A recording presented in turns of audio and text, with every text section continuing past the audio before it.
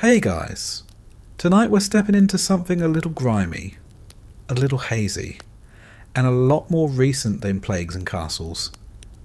Forget shiny disco balls and peace signs for a moment. We're diving into the less glamorous side of the 1970s, the one that smelled like cigarettes, sweat, and pills that rattled in the bottom of a purse. The truth is, life for a barbiturate addict in that decade was less about Saturday Night Fever and more about just trying not to collapse face first into the shag carpet. So before you settle in, take a moment to get comfortable. Maybe dim the lights, maybe turn on a fan, let that soft hum in the background carry you. And if you genuinely like what I do here, feel free to hit the like button and subscribe. It's always fun to see where people are tuning in from. So let me know in the comments what time it is where you are. I love picturing people from different corners of the world listening to this at the same time.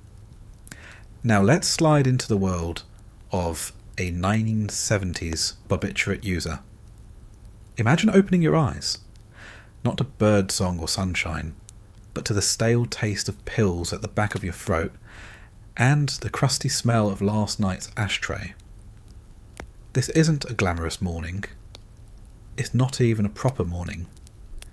It's a half-conscious stumble into another day, and you're not sure if it's Tuesday, Friday, or some month you forgot existed.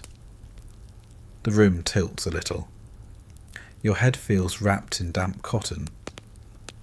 You're alive, technically, but it's a different kind of survival.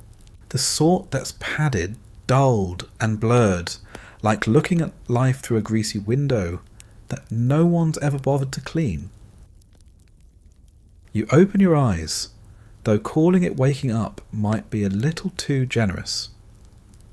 It's not the kind of awakening where you stretch your arms, yawn, and greet the sun. This is the kind of waking where your eyelids peel apart reluctantly. Your mouth tastes like you've been chewing on an old cigarette filter, and the first thing you notice is the stale fog of last night's barbiturates still clinging to your brain. The room doesn't look real, at least not at first. Everything has that faintly blurred outline, like the focus dial on reality got twisted too far to the left. The ceiling above you is a nicotine-stained beige, and the corners are decorated with cobwebs you've been meaning to clean for about 6 months. You can't even tell if the sun is up, or if that's just the weak yellow glow bleeding through polyester curtains that haven't been washed since Nixon resigned. The curtains smell like cigarettes, of course, because everything does. The sheets beneath you are damp with sweat, not the kind of sweat from exertion, but the slow seep of a body fighting to metabolize pills it didn't really need in the first place. There's a crusty ashtray sitting on the nightstand, overflowing with bent cigarette butts, one still faintly smouldering from last night's attempt at a bedtime smoke. Next to it is a bottle of Seconal tipped on its side, a few red and white capsules scattered like candy that rolled out of a careless Halloween bag. Your head doesn't hurt exactly, but it feels heavy, swollen, and wrapped in fog. There's no clarity. It's like trying to think through a wet blanket. You reach for the nightstand and knock over a half-empty glass of flat tab cola that dribbles onto the carpet. The carpet is shag, or at least it used to be. Right now, it's a matted, stained mess, a swamp of spilled beer, crushed cigarette ash, and mysterious sticky patches that probably date back to when the landlord swore this place was recently refurbished. It smells like mildew and faintly of cat, though you don't own a cat. The clock radio buzzes faintly on the dresser, its red digital numbers glowing in the haze. You can't tell if it's morning or afternoon. The curtains keep the light out just enough to keep you guessing. It doesn't matter though, because time doesn't mean much anymore. The only clock that matters is the one inside your bloodstream, ticking down the half-life of last night's dose until the shakes start creeping in and you reach for another pill to smooth out the edges. You try to sit up, but your body feels leaden. Your mouth is dry, your tongue heavy, your lips sticking together. You glance at the floor and notice the little pharmacy you've created for yourself. Pill bottles scattered under the bed, some with labels from doctors, others with labels carefully peeled off, and some with no labels at all because they were passed to you in a folded napkin by someone who swore they knew a guy. The labels that are still intact have names like Amytal, Nembutal, and Tweenol, each one sounding less like a medicine and more like a cruel experiment. The expiration dates mean nothing, the instructions ignored long ago. Take one at bedtime? Cute idea. Try take 3 with a beer at noon, and maybe you won't notice how loud your own thoughts are. Your stomach twists as you think about food, though not in hunger, more in nausea. The idea of breakfast feels absurd. Pancakes? Bacon? That belongs to people who wake up clean, people who stretch into their mornings like it's a gift. For you, the closest thing to breakfast is a cigarette stubbed out halfway, still clinging to the pack on the nightstand, and maybe a pill or two to quiet the leftover tremors in your hands. You reach for the pack, knock it down, and watch as it lands on the shag carpet with a puff of dust. Bending down feels impossible, so you just leave it there. The act of standing up feels monumental, like climbing Everest in polyester pajamas. Your skin feels clammy, your shirt damp from sweat you didn't remember producing. It clings to your body, and when you shift in the bed, there's that faint, sour smell that's been building for weeks. Showers are optional when you're too sedated to care. Deodorant covers just enough to trick people at arm's length, but the room itself is its own ecosystem of body odour, cigarette smoke, spilled alcohol, and pills dissolving slowly in forgotten glasses of tap water. Somewhere outside, a car horn blares. The sound feels sharp, stabbing through the fog. You wince, rub your temples, and curse the world for being so loud. The noise outside feels foreign, like a reality you're no longer fully part of. Normal people are getting into cars, going to work, sending kids to school. You're stuck here, in a room that hasn't seen a vacuum cleaner since disco first hit the charts, drowning in the stale residue of last night's attempt at escape. The mattress beneath you has collapsed into a permanent crater. Springs poke at your back. You shift uncomfortably and immediately regret it because the motion makes your head swim. The whole world seems to tilt, the ceiling moving like a wave.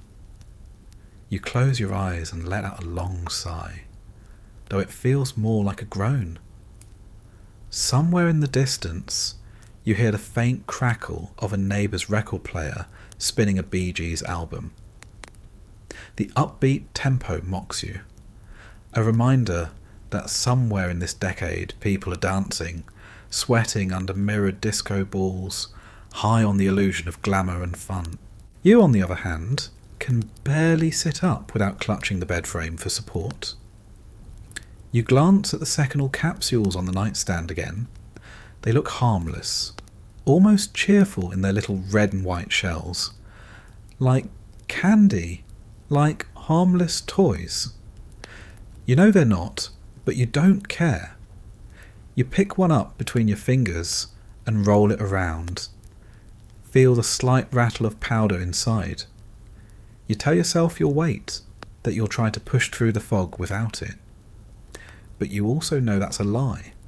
The shakes will get worse. The nausea will rise. The irritation will sharpen. It's easier to just take one more, ride the soft wave back into dullness. So you swallow it dry, choking a little as it sticks to your throat, and you lean back against the stained pillow with a hollow sigh. Your hair is greasy, plastered to your forehead. The pillow smells like old smoke, like the inside of a bowling alley that never closes. You can't remember the last time you washed it. Maybe you never have. Laundry requires effort, and effort doesn't come easy when your bloodstream is constantly weighed down by sedatives. The most you manage is occasionally flipping the pillow to the side that feels slightly less crusted with drool. On the dresser, there's a stack of pill bottles lined up like soldiers. Some are empty, some rattling with the last few capsules. Some still fresh from the pharmacy, with labels written in the tidy script of doctors who trusted you when you said you were anxious, or had insomnia, or just needed something to take the edge off. The truth didn't matter. The truth was that barbiturates were everywhere in the 1970s, passed around like aspirin, prescribed like candy, and no one seemed particularly worried about the wreckage they left behind. Doctors scribbled prescriptions like they were signing autographs. Patients filled them like they were cashing checks. And addicts like you collected them, stacked them, swallowed them, and sank deeper into the fog without anyone batting an eye. You sit there, staring at the bottles, your chest heavy, your pulse slow, your breath shallow. You can't decide if you're awake or still half asleep. The line between the two doesn't exist anymore. Days blur together. Mornings blend into afternoons. Nights stretch into a haze of red and white capsules and the faint buzz of cheap liquor. The only consistency is the fog, the dullness, the constant sense of being wrapped in cotton. It's not peace, it's not happiness, it's just the absence of sharp edges, and even that feels temporary. The ashtray catches your eye again. You reach over, light another cigarette with shaky hands, and inhale deeply. The smoke fills your lungs, scratches your throat, makes your chest tighten. It's harsh, but it's familiar. The cigarette burns unevenly, the ash growing long before you remember to flick it. A chunk drops onto the sheet, leaving a tiny burn mark near your knee. You don't even react. The bed already looks like a battlefield of ash stains and holes. One more doesn't matter. The radio crackles again, this time switching to a news report. The voice of the announcer drones on about the economy, about gas shortages, about politics you can't follow through the fog. It might as well be another language. None of it feels real. The only reality that matters is the next dose, the next cigarette, the next moment of relief from the creeping dread that seeps in when the pills wear off. Your eyes drift closed. Cigarette still between your fingers. Pill dissolving in your stomach.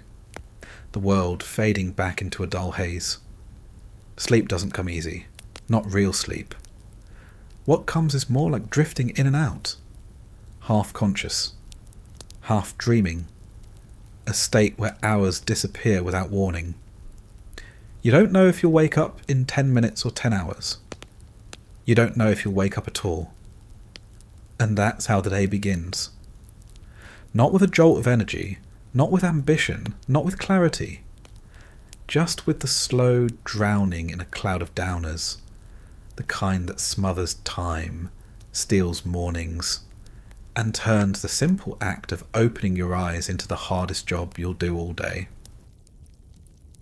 The room you've been marinating in all night doesn't greet you gently. It doesn't feel like a sanctuary or a safe space. It's a trap lined with polyester and dust. A stale chamber where every surface tells the same story of neglect and smoke. The first thing you notice when you really take in your surroundings isn't the walls, or the furniture, or the sunlight leaking weakly through thin curtains. It's the smell. That heavy, sour perfume of cigarettes burned down to the filter, mixed with the faint, metallic tang of old beer, sweat, and pill bottles that have been opened and closed so many times the caps are warped. The air in here doesn't move. There's no circulation, no breeze to carry anything away. Everything just sits, layer upon layer, until the oxygen itself feels thick, like it's coated with tar. You breathe it in, and it tastes like an ashtray. The kind that isn't just full, but overflowing. Butt stacked on butts, grey ash spilling onto the nightstand and scattering across the shag carpet. There are little burn marks dotting the fabric, tiny black craters from where you nodded off with a cigarette still in hand. Some of them look fresh, others so old the edges have frayed, like little scars in the floor. The furniture is as exhausted as you are. The dresser leans slightly to the left, because one leg is shorter than the others. The paint is chipped, the drawers half stuck, some permanently wedged open from years of being forced closed on too many thrift store clothes. Polyester shirts with wide collars hang off the edge, smelling of stale smoke and sweat, their bright patterns dulled by years of neglect. A brown jacket with cracked vinyl sleeves droops over the chair in the corner, still carrying the faint odour of the bar you stumbled home from last week, or maybe last night. Time doesn't keep itself neatly in this room. The bed doesn't help. The mattress is old enough to have opinions. Springs jab through the thin padding, leaving permanent bruises on your hips and ribs. The sheets are stained, not with anything dramatic, but with the slow accumulation of sweat, drool, spilled drinks, and the occasional cigarette ash that singed its way into the fabric. There's no point in changing them. You could strip the bed, throw the sheets in a laundromat, but they'd only smell like this again in a matter of days. You've convinced yourself the smell is permanent, part of the room itself, stitched into the walls. On the floor, the carpet does the rest of the work. It's shag, the kind of carpet that was supposed to scream luxury when it first hit showrooms, but now it just whispers mildew and regret. The fibres are matted, stiff with years of dirt, beer, and whatever else has been ground into them. The colour, once a bright golden brown, is now a muddy grey that hides as much as it reveals. Walking barefoot on it feels like stepping into something alive. It crunches in places, squishes in others, and smells faintly like wet dog, even though no dog has ever lived here. The smell has soaked in so deep that even opening the window doesn't help. Not that you bother often. The window sticks, the glass is streaked with grime, and the one time you left it open, the neighbour's cigarette smoke drifted in anyway. Every surface tells on you. The nightstand is cluttered with bottles, beer, pills and ashtrays fighting for space. The labels on the pill bottles curl at the edges from being handled too much. Some are smeared with fingerprints, others marked with faint rings where a sweating glass of cheap liquor once sat. The lamp is tilted, its shade yellowed, the bulb too dim to illuminate more than a small corner. You keep telling yourself you'll replace it, but then another week passes, another pack of cigarettes burns down, and the lamp remains, its crooked glow the only source of light most nights. The smell isn't just cigarettes, that's the strongest note, but it's layered with other odours that make the room feel like a chemical soup. There's the faint tang of alcohol spilled into the carpet, never fully cleaned. The sour trace of sweat from nights when you woke up drenched, heart pounding, skin clammy from too many pills taken too close together. There's the sweet, dusty odour of talcum powder spilled years ago and never vacuumed properly. And somewhere underneath it all, the faint sharpness of pills themselves. That bitter, medicinal smell that clings to the inside of bottles and seems to escape into the air. The curtains do nothing to save you. They're thin, polyester blends with a once bold floral print that now looks faded and washed out. They smell too, like the fabric absorbed every cigarette you've ever smoked. Every exhale soaked into the threads until they became little rectangles of tar hanging over the window. When the sunlight filters through them, it doesn't feel clean. It looks yellow, dirty, like light passing through a glass of weak beer. The room never feels fresh. Not in the morning, not at night, not ever. You've gotten used to it though. That's the worst part. The smell doesn't make you gag anymore. It's background noise for your nose, a constant haze that you only notice when you leave and come back. If you spend a night somewhere else, maybe at a friend's house, the return hits you hard. You walk in, breathe deep, and it smacks you across the face. The stale ash, the old sweat, the mildew, the rot. But give it 5 minutes and your senses dull again, and the room becomes normal. Normal for you anyway. Anyone else walking in would wrinkle their nose, cough, maybe make a polite comment about needing some air. But this isn't their space, it's yours. The walls don't help much either. They're yellowed, not from paint, but from smoke, slowly staining them over years of exhaled clouds. You can almost see the outline of where pictures once hung. Faint squares of lighter paint, surrounded by a halo of darker grime. The wallpaper in one corner peels slightly, curling down like it's giving up. You can't be bothered to fix it. You tell yourself you'll pin it back, maybe tape it, but you don't. Every time you see it, you just look away. The closet, if you open it, smells worse. Clothes piled up inside, most of them unworn for months, smell like they've been sealed in with smoke and dust. Shoes at the bottom are scuffed, cracked, some with soles peeling away. There's a shoebox stuffed with old pill bottles, empty now, but kept anyway. Maybe you'll use them to store things. Maybe you just can't throw them away. Either way, they sit there, their faint chemical smell bleeding into the rest of the closet. There's a fan in the corner, the kind with wide blades and a metal grill. It hasn't worked properly in years. When you plug it in, it makes a loud grinding noise, blows out weak puffs of air that smell like dust and burnt wiring. It doesn't cool the room, it just stirs the smell around, lifting the ash and the sweat into little currents that settle somewhere else a moment later. You keep it there anyway, because sometimes the noise drowns out the silence, and silence is worse. The ashtray on the dresser is your proudest collection.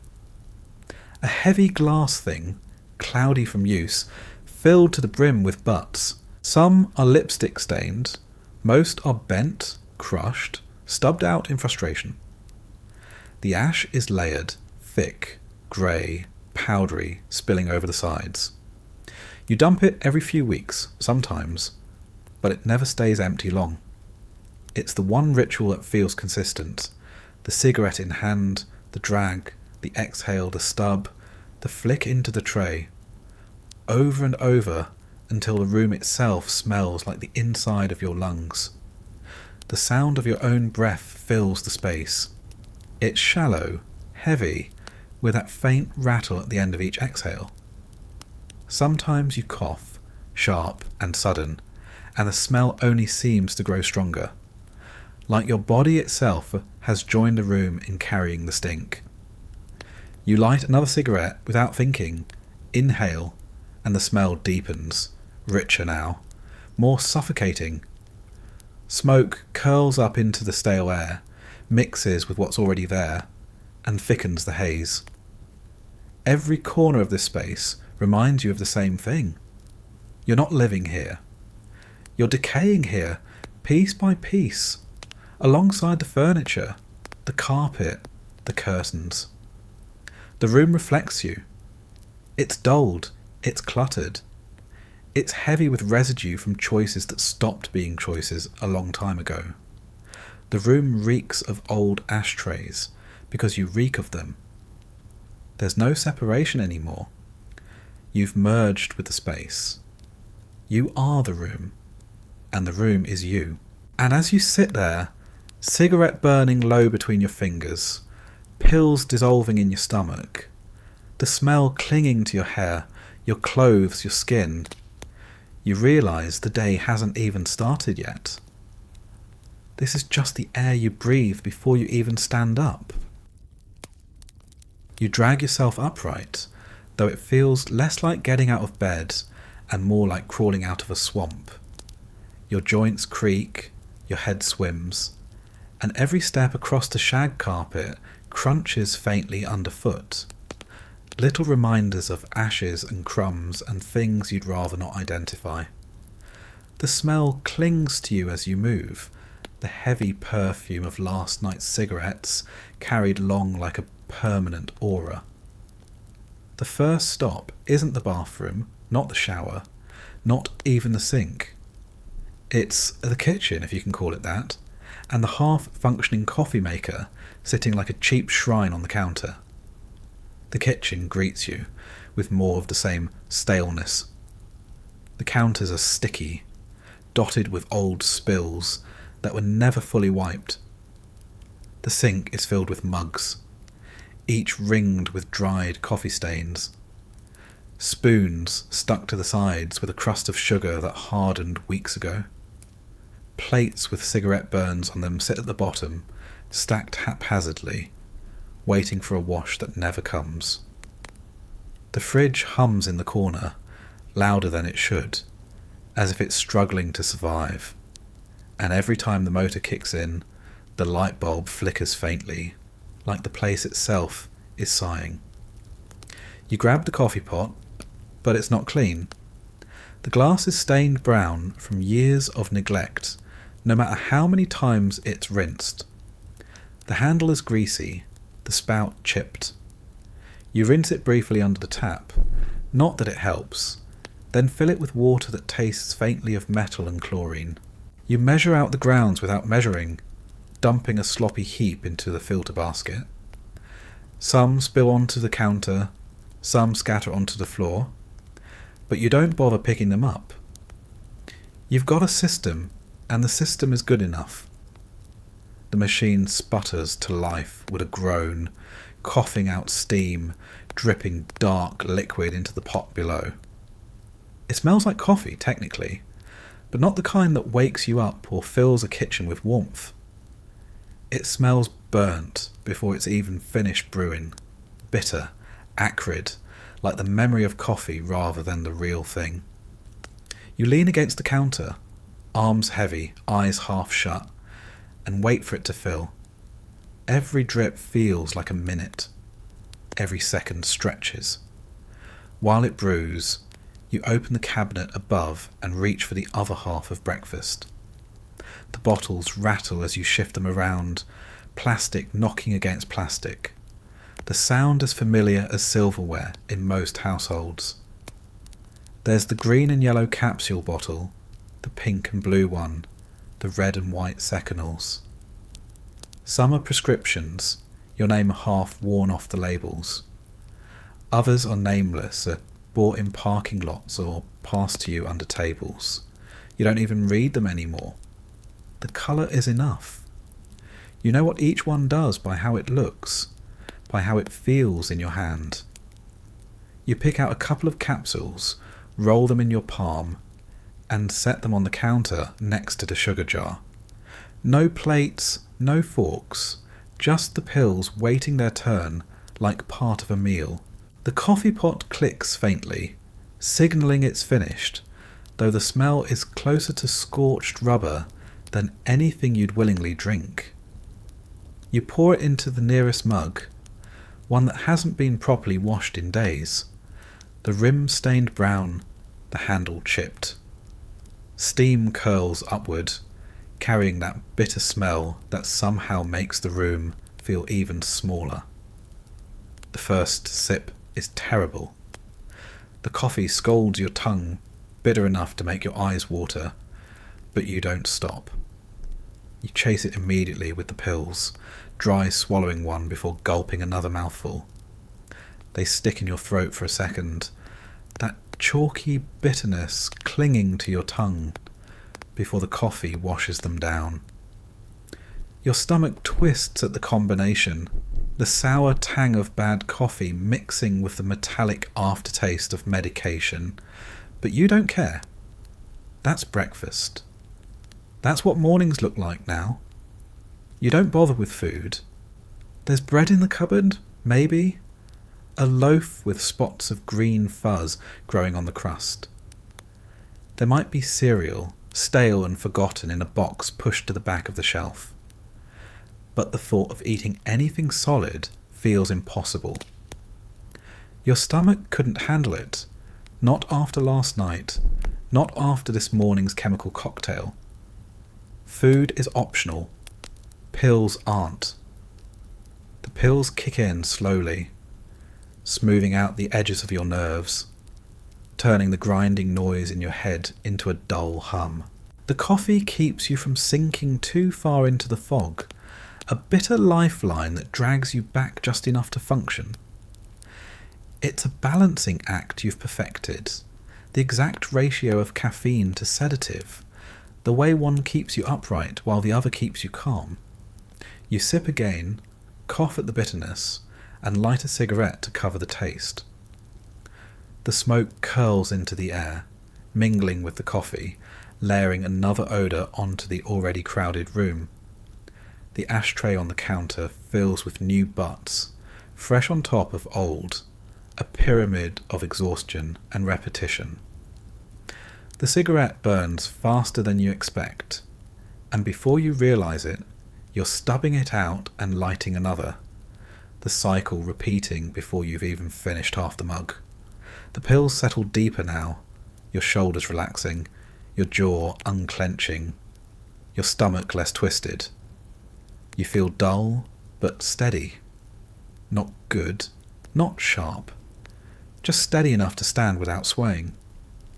You lean against the counter, staring at the yellowed wallpaper, the cracks in the linoleum floor, the pile of unopened mail stacked on the table. Bills, notices, maybe letters. You haven't opened them in weeks. The thought of reading them makes your chest tighten. Better to let them sit.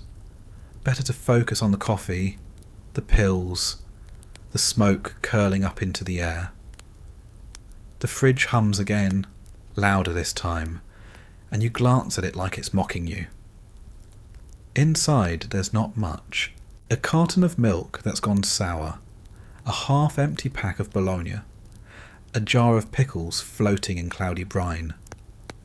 A few cans of beer roll around on the bottom shelf, cold enough to sweat, tempting enough to grab.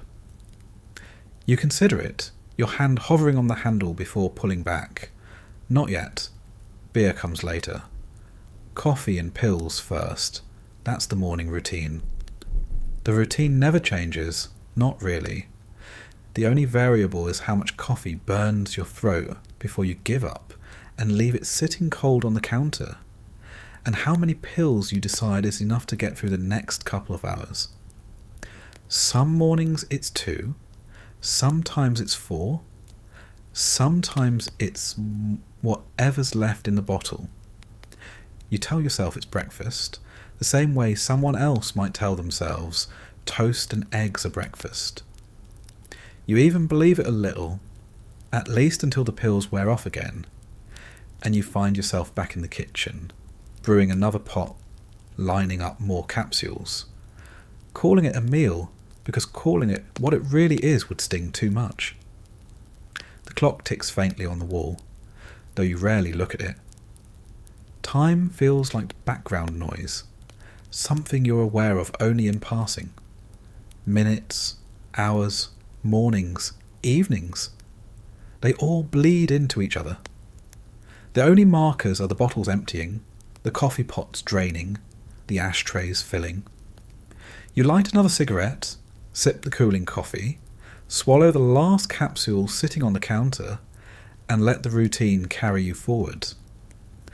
This is breakfast. Not warm food, not conversation, not energy.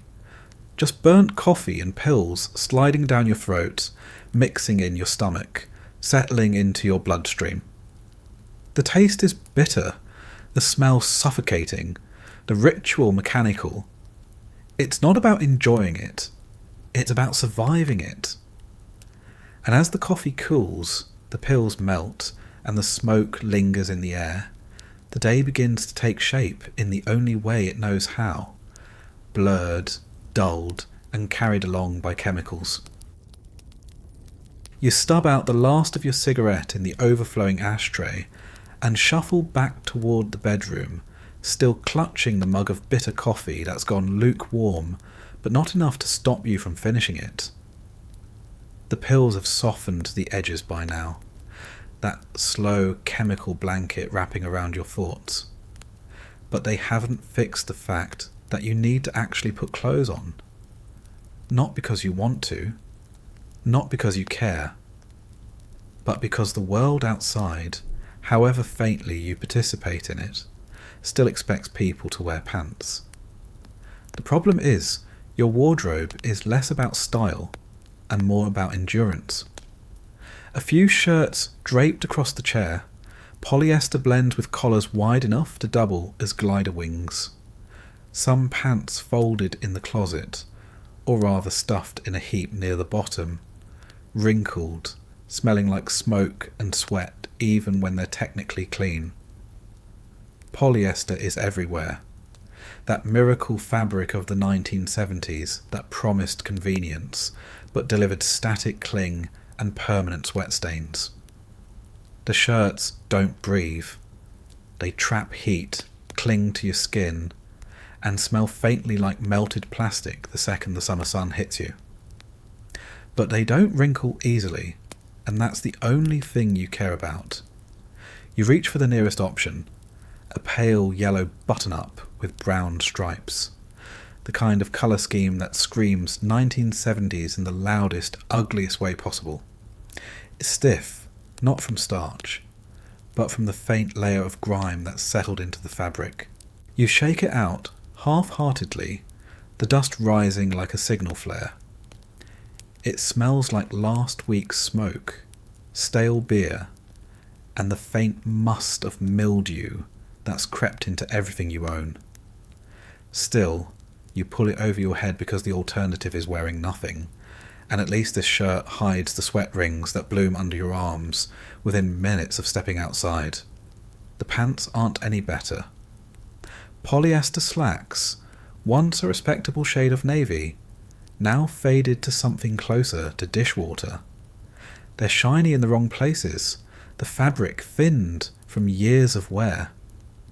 You tug them on, the waistband snug in some spots, loose in others, because barbiturates don't come with diet plans. Sometimes you forget to eat for days. Sometimes you binge on greasy takeout at 2 a.m.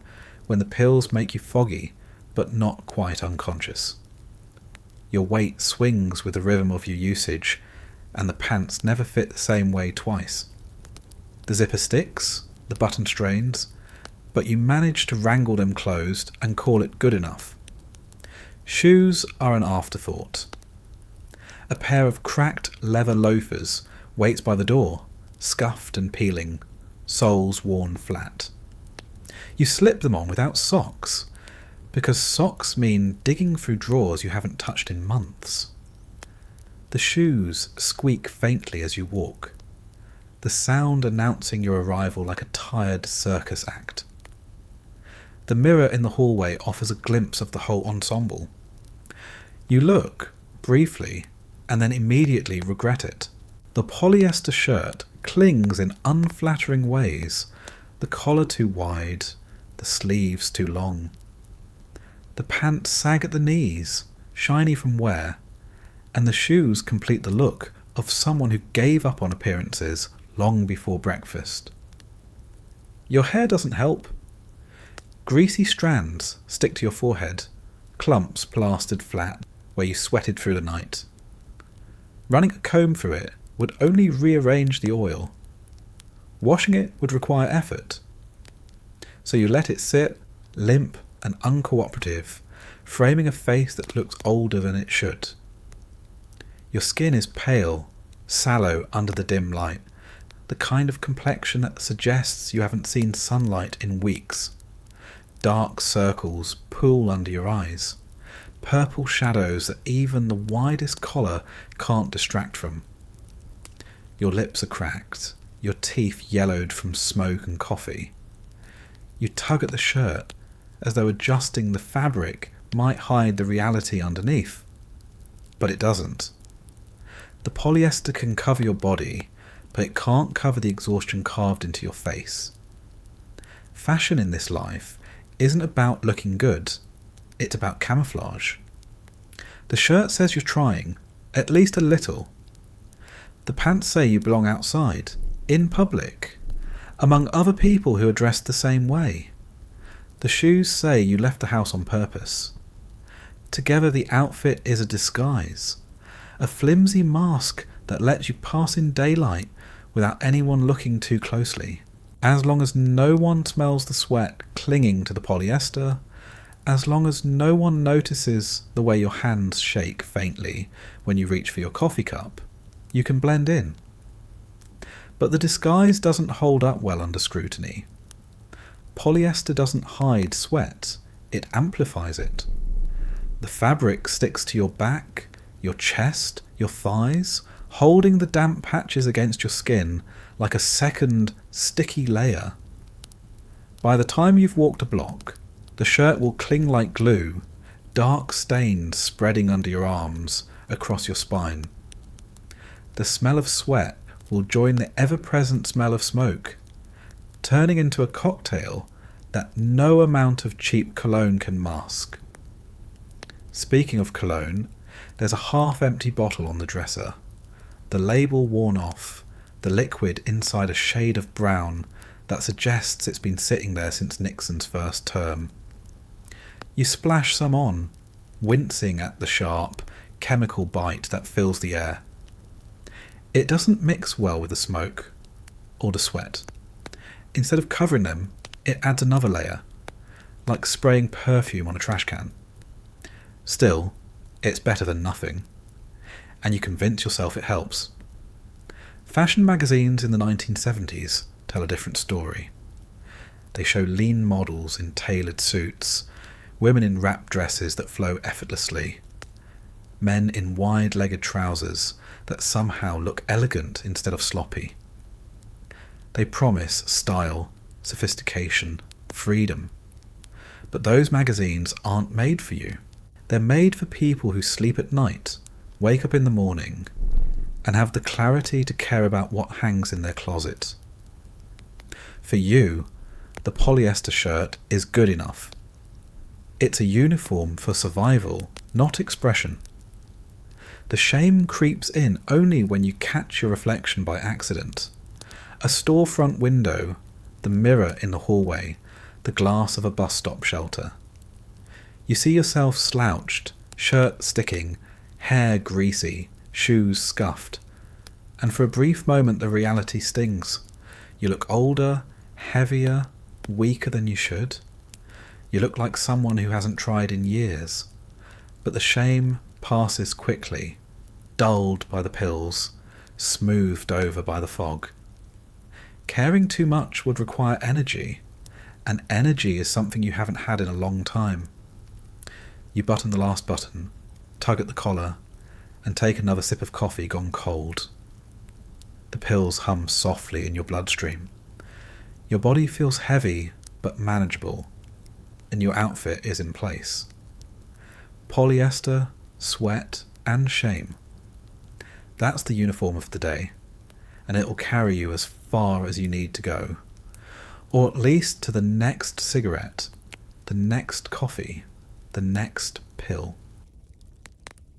The shoes squeak faintly as you step outside, the polyester shirt already sticking to your back before you've even made it down the hall. The air out here should feel fresher than the ashtray you call a bedroom, but it doesn't. The stale smoke clings to your clothes, to your hair, and mixes with the heavy city smell that hits you the second you push open the building's door. Exhaust fumes, rotting garbage left out on the curb, the faint tang of gasoline that hangs permanently in the 1970s air. It's not cleaner. It's just different. A swap from one kind of suffocation to another. The sidewalk is cracked, littered with cigarette butts, gum pressed flat into grey blobs, and the occasional broken beer bottle glittering in the sun. You step around them automatically, your legs moving out of habit rather than intention. The morning feels bright, too bright, your eyes squinting against the sun that bounces off every windshield, every glass storefront, every polished hood ornament. The light feels harsh, stabbing through the soft fog of your pills. You pull at the collar of your shirt, already damp, and wish the world had a dimmer switch. The car waits where you left it, parked crooked at the curb, one tyre half on the sidewalk, because parallel parking in last night's haze wasn't your strong suit. It's a heavy thing, all steel and sharp edges, built in an era when safety meant the car would crush everything else before it thought about crumpling itself. The paint is dull, a colour that might once have been red, but now sits closer to rust. The hood is sticky with bird droppings, the windshield streaked with lines where the wipers smeared instead of cleaned. You don't remember the last time you took it to a car wash. Maybe never. You slide into the driver's seat, the vinyl burning hot from sitting in the sun. The smell of old cigarettes greet you again, trapped in the upholstery, mixed with the faint sourness of spilled beer and whatever's rotting under the passenger seat. You turn the key, the engine groans, coughs, then finally rumbles awake with a deep vibration that shakes the whole car. The radio flicks on automatically, blasting static before settling into some AM station playing yesterday's hits. A DJ's voice drones about traffic, weather, something about gas prices, but the words slide off your foggy brain like water on wax. You shift into gear and pull out, though pulling out feels more like drifting. The car lurches forward, the wheel heavy in your hands, the pedals unresponsive until you press harder than you mean to. It's less like driving and more like wrestling with a mechanical bull disguised as a sedan. You roll through the streets on autopilot, your mind not fully present. The buildings blur by, neon signs half lit, billboards peeling, people on the sidewalk moving in jerky slow motion through the haze of your half-lidded eyes. The steering wheel feels slick under your palms, sweat and oil making your grip uncertain. You wipe your hand on your polyester pants, the fabric squeaking faintly, then place it back on the wheel. Your other hand drifts toward the glove compartment where you keep a spare bottle, rattling faintly inside. You tell yourself you won't, not while driving, but the thought lingers. One more capsule could make the noise in your head softer, the sun less sharp, the world more bearable. You glance at the traffic light ahead, red, and consider whether there's time to open it before it turns green. The light shifts, and the car behind you honks, snapping you back into motion. You press the gas, lurch forward, and merge into traffic. The The cars around you are all the same massive hunks of steel, long hoods and wide grilles, engines growling like beasts. No one's in a hurry, but no one's careful either. Seatbelts are optional. Drivers smoke with one hand, steer with the other, sometimes balancing a coffee mug on their knees. You fit right in, your eyes half open, one hand on the wheel, the other drifting toward your pack of cigarettes. You light one with a dash lighter, inhale, and blow the smoke out the cracked window where it whips back into your face anyway. The road ahead is a blur of billboards, gas stations, diners, and storefronts. You recognise none of them, and all of them at the same time. They're background scenery, props on a stage you've walked across too many times to notice. You couldn't give someone directions if your life depended on it. You drive these streets every day, but you never really see them. The commute exists in a grey space between here and there, a stretch of road that eats time without leaving a memory.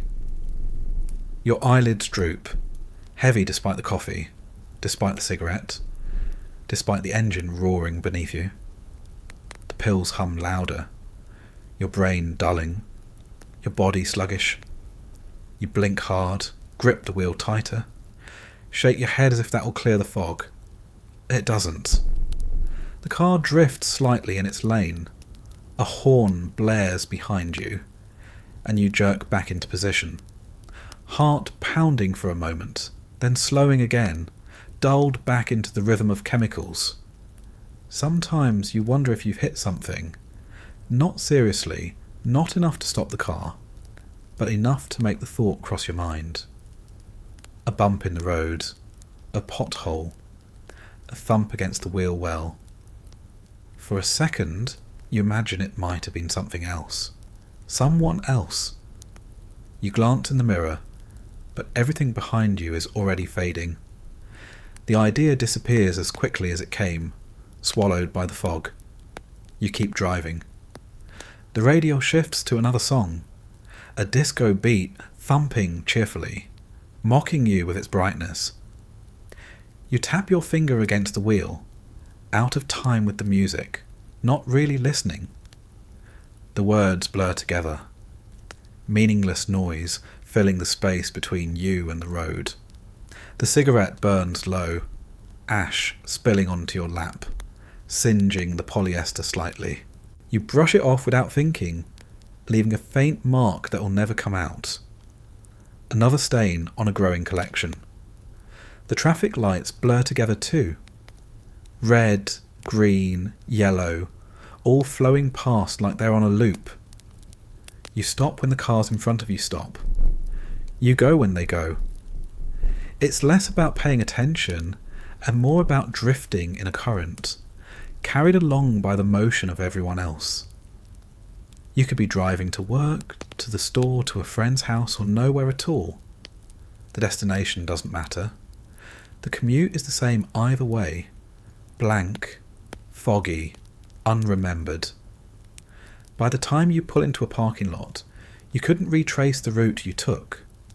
The streets, the turns, the intersections, they've all dissolved into nothing. You sit for a moment in the driver's seat, engine idling, cigarette smoke curling around your head, and try to piece together how you got here. You can't. The car moved, the world passed by, and you arrived. That's all you know. That's all you ever know. The pills hum, the polyester clings, the sweat pools under your arms. You flick the cigarette out the window, grab the spare bottle from the glove compartment, and rattle it in your hand. One more for the road, you tell yourself, though the road's already behind you. You swallow it dry, lean back in the seat, and let the fog thicken. The commute is over, but the blur never ends. The car door groans as you push it open, the heat of the vinyl seat sticking briefly to your legs before you peel yourself out and slam it shut. The parking lot is a flat expanse of cracked asphalt dotted with oil stains, gum wads turned black by tyre tread, and half-crushed cigarette packs someone else tossed on their way into the building. You step onto it with your cracked shoes, the sun pressing down already, the polyester shirt clinging tighter than it did in the car. Sweat beads at your hairline, your collar sticks, and the pills in your stomach hum faintly, softening everything without actually helping. The building itself looks tired. A squat office block made of grey concrete, windows streaked with grime, blinds bent at odd angles. It could be anywhere, really. A factory office, a downtown administration centre, a company that makes widgets nobody cares about. The sign out front is missing letters, the parking spaces are faded, and the whole place smells faintly of exhaust fumes mixed with copier toner. It's not glamorous, not even remotely. It's just where you're supposed to show up, where you're supposed to sit in a chair, pretend to care, and somehow convince people you're functioning. Inside, the air changes, though not for the better. Fluorescent lights buzz overhead, washing everything in a sickly blue-white glow. The walls are beige, the floors are a grimy linoleum, patterned to hide stains it can't actually hide. A faint hum from the air conditioning rattles in the ducts, blowing out air that smells faintly of mildew and dust. The office has its own ecosystem of odours. Paper, stale coffee, cigarettes sneaked in the bathroom, body odour trapped in polyester suits. You blend right in. Your desk waits for you, piled with papers that don't make sense, folders half open, a cup of pens that don't work. The chair is wobbly, the cushion flat, the backrest tilted at an angle that offers no support. A typewriter sits in front of you, keys smudged, ribbon half dry, the machine itself smelling faintly of ink and grease. There's a stack of forms you're supposed to fill, memos you're supposed to type, reports you're supposed to deliver. You look at them, blink slowly, and feel your body sink deeper into the fog. The clock on the wall ticks loudly, though each minute feels like an hour. You type a line, misspell half the words, backspace, type again.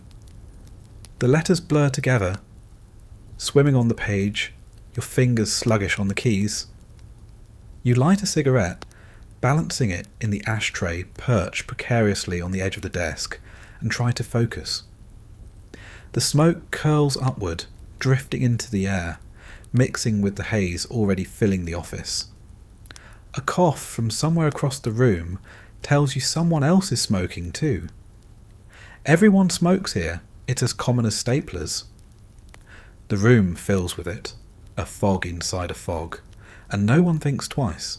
Your eyelids droop. The pills, steady and slow, keep pulling you downward. The coffee from this morning has worn off, leaving only the bitter aftertaste lingering on your tongue. Your body slumps, your head dips forward, and for a second you're gone. Not fully asleep, not fully awake. Just suspended. The sound of the typewriter clacking in the distance lulls you. The hum of the lights becomes a drone, and the air grows heavier. Your cigarette burns low, ash bending dangerously before it drops onto the pile of papers, singeing a tiny hole before you flick it away. You straighten in your chair, blink hard, and try to pretend you were just reading something closely. No one notices. Or maybe they notice and don't care. Everyone here is half dead already, drained by routine, dulled by repetition, worn down by fluorescent lights and meaningless paperwork. Some hide it better. Some drown themselves in coffee instead of pills. But the result looks the same. Slouched shoulders, vacant eyes, fingers tapping keys without conviction. The office isn't alive. It's a waiting room for exhaustion, and you fit right in. You pick up a phone, dial a number from a scrap of paper, and forget who you're calling before the first ring. When a voice answers, you mumble something rehearsed, the words falling out of your mouth like half-chewed food. You nod, though no one can see you, and hang up without remembering what was said. You light another cigarette, stub it out halfway, and light another one immediately after. The ashtray fills, the desk clutters, the papers remain untouched. Your head dips again. This time you drift longer. A moment, maybe 5 minutes, maybe half an hour. Time doesn't behave normally when you're balanced between sedation and obligation. You jolt awake when the phone rings, your body jerking upright, heart pounding for a second, before settling back into its sluggish rhythm. You answer, voice hoarse. Try to sound alert. The person on the other end talks too quickly. Their words a blur you can't follow. You mumble agreement, write something down, though the letters look like scribbles. You hang up and immediately forget what was said. Colleagues shuffle by, polyester slacks swishing, typewriters clacking, phones ringing. Some glance at you, some don't. The office is a place where invisibility thrives. As long as you're physically present, no one asks questions. You could be asleep with your eyes open and no one would challenge it. Productivity isn't measured by results here. It's measured by presence. Show up, sit down, shuffle papers, and that's enough. Your stomach growls faintly, though it's not hunger so much as protest. The pills and coffee sit uneasily, churning, mixing into a sour cocktail that leaves you nauseous. Lunch looms somewhere in the distance, but the thought of eating anything solid feels absurd. You reach instead for the bottle in your bag, unscrew the cap under the desk, and slip another capsule into your mouth. You chase it with water from a paper cup, the taste faintly metallic, the pill sticking briefly before sliding down. Relief comes slowly, the fog thickening, your body relaxing again into its familiar slump. The afternoon stretches out endlessly.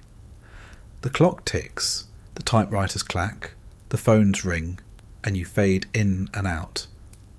Sometimes you're awake enough to shuffle a stack of papers, to stamp something, to type a line or two.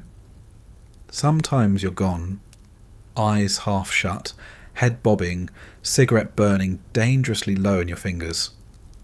The work piles up, but no one seems to notice. Or maybe they notice and don't care. The office runs on routine, not efficiency. As long as you're here, the illusion of work continues. You think about leaving early, slipping out before anyone realises, but even that requires effort. Standing up, walking out, facing the sunlight again, it feels impossible. Easier to sit, easier to nod off, easier to let the hours pass until someone else says it's time to go. The office doesn't demand much from you, but it takes everything anyway. Your energy, your focus, your time.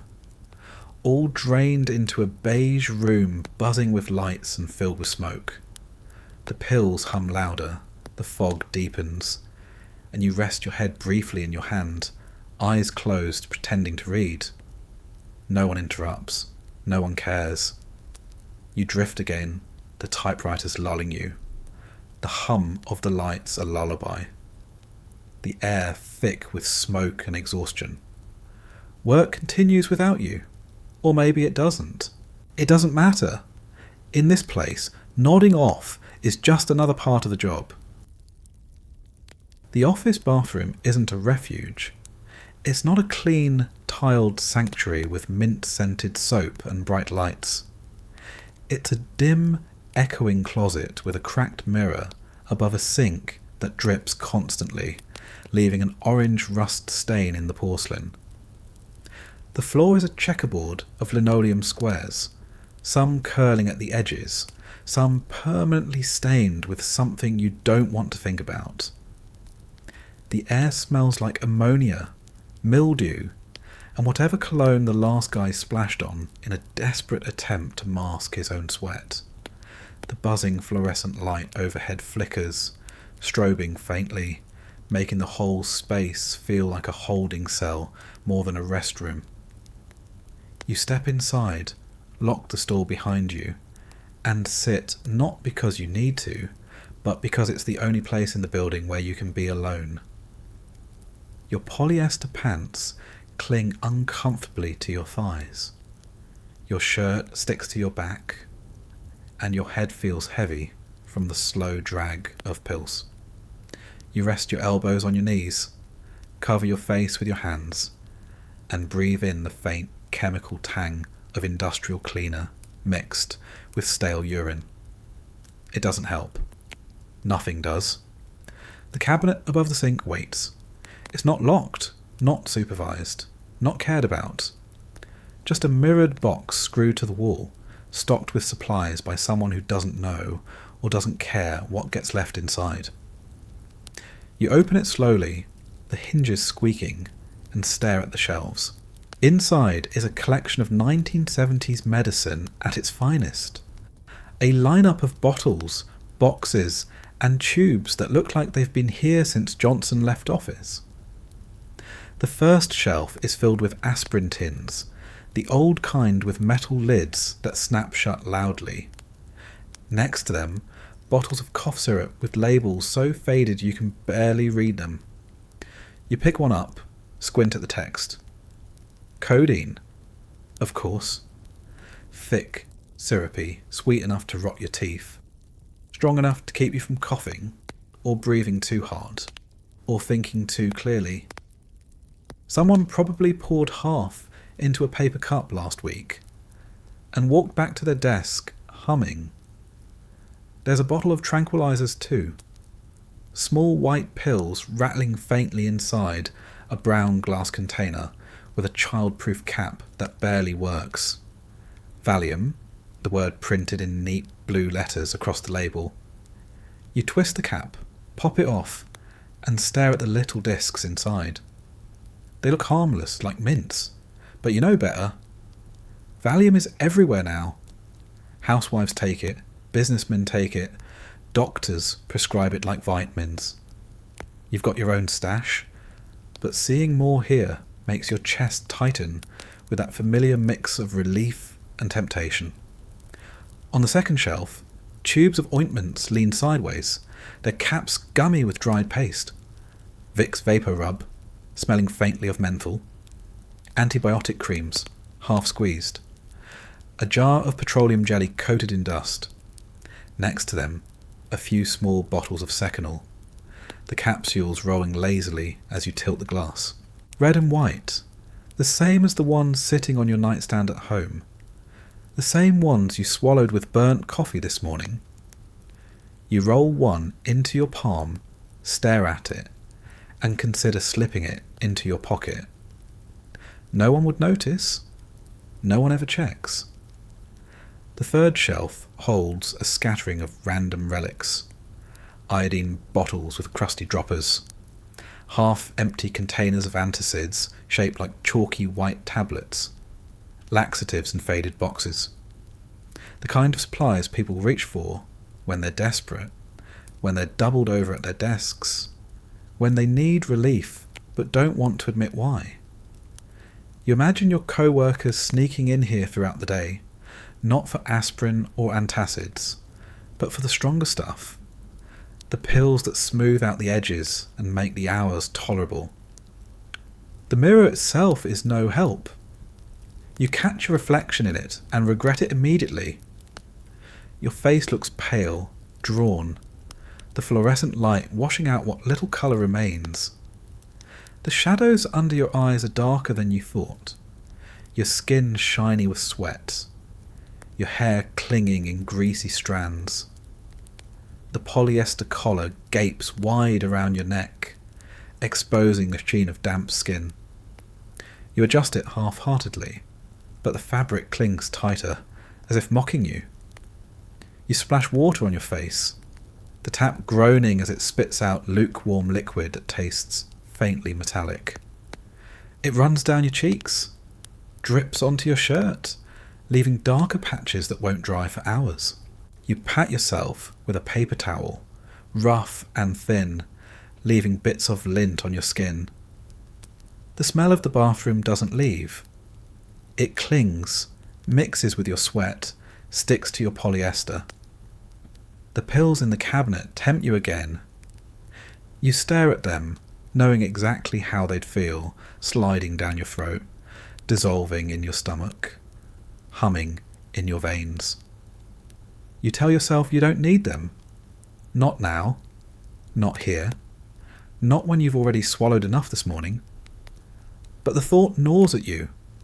The commute, the nodding at your desk, the endless hum of lights.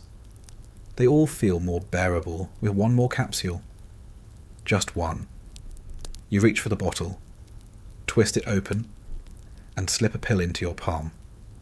The glass rattles, the sound echoing too loudly in the tiny room. You freeze, listening for footsteps, but no one comes. You swallow it dry, your throat tight, the pill sticking briefly before sliding down. Relief doesn't come immediately. It never does. But the knowledge that it's on its way is enough.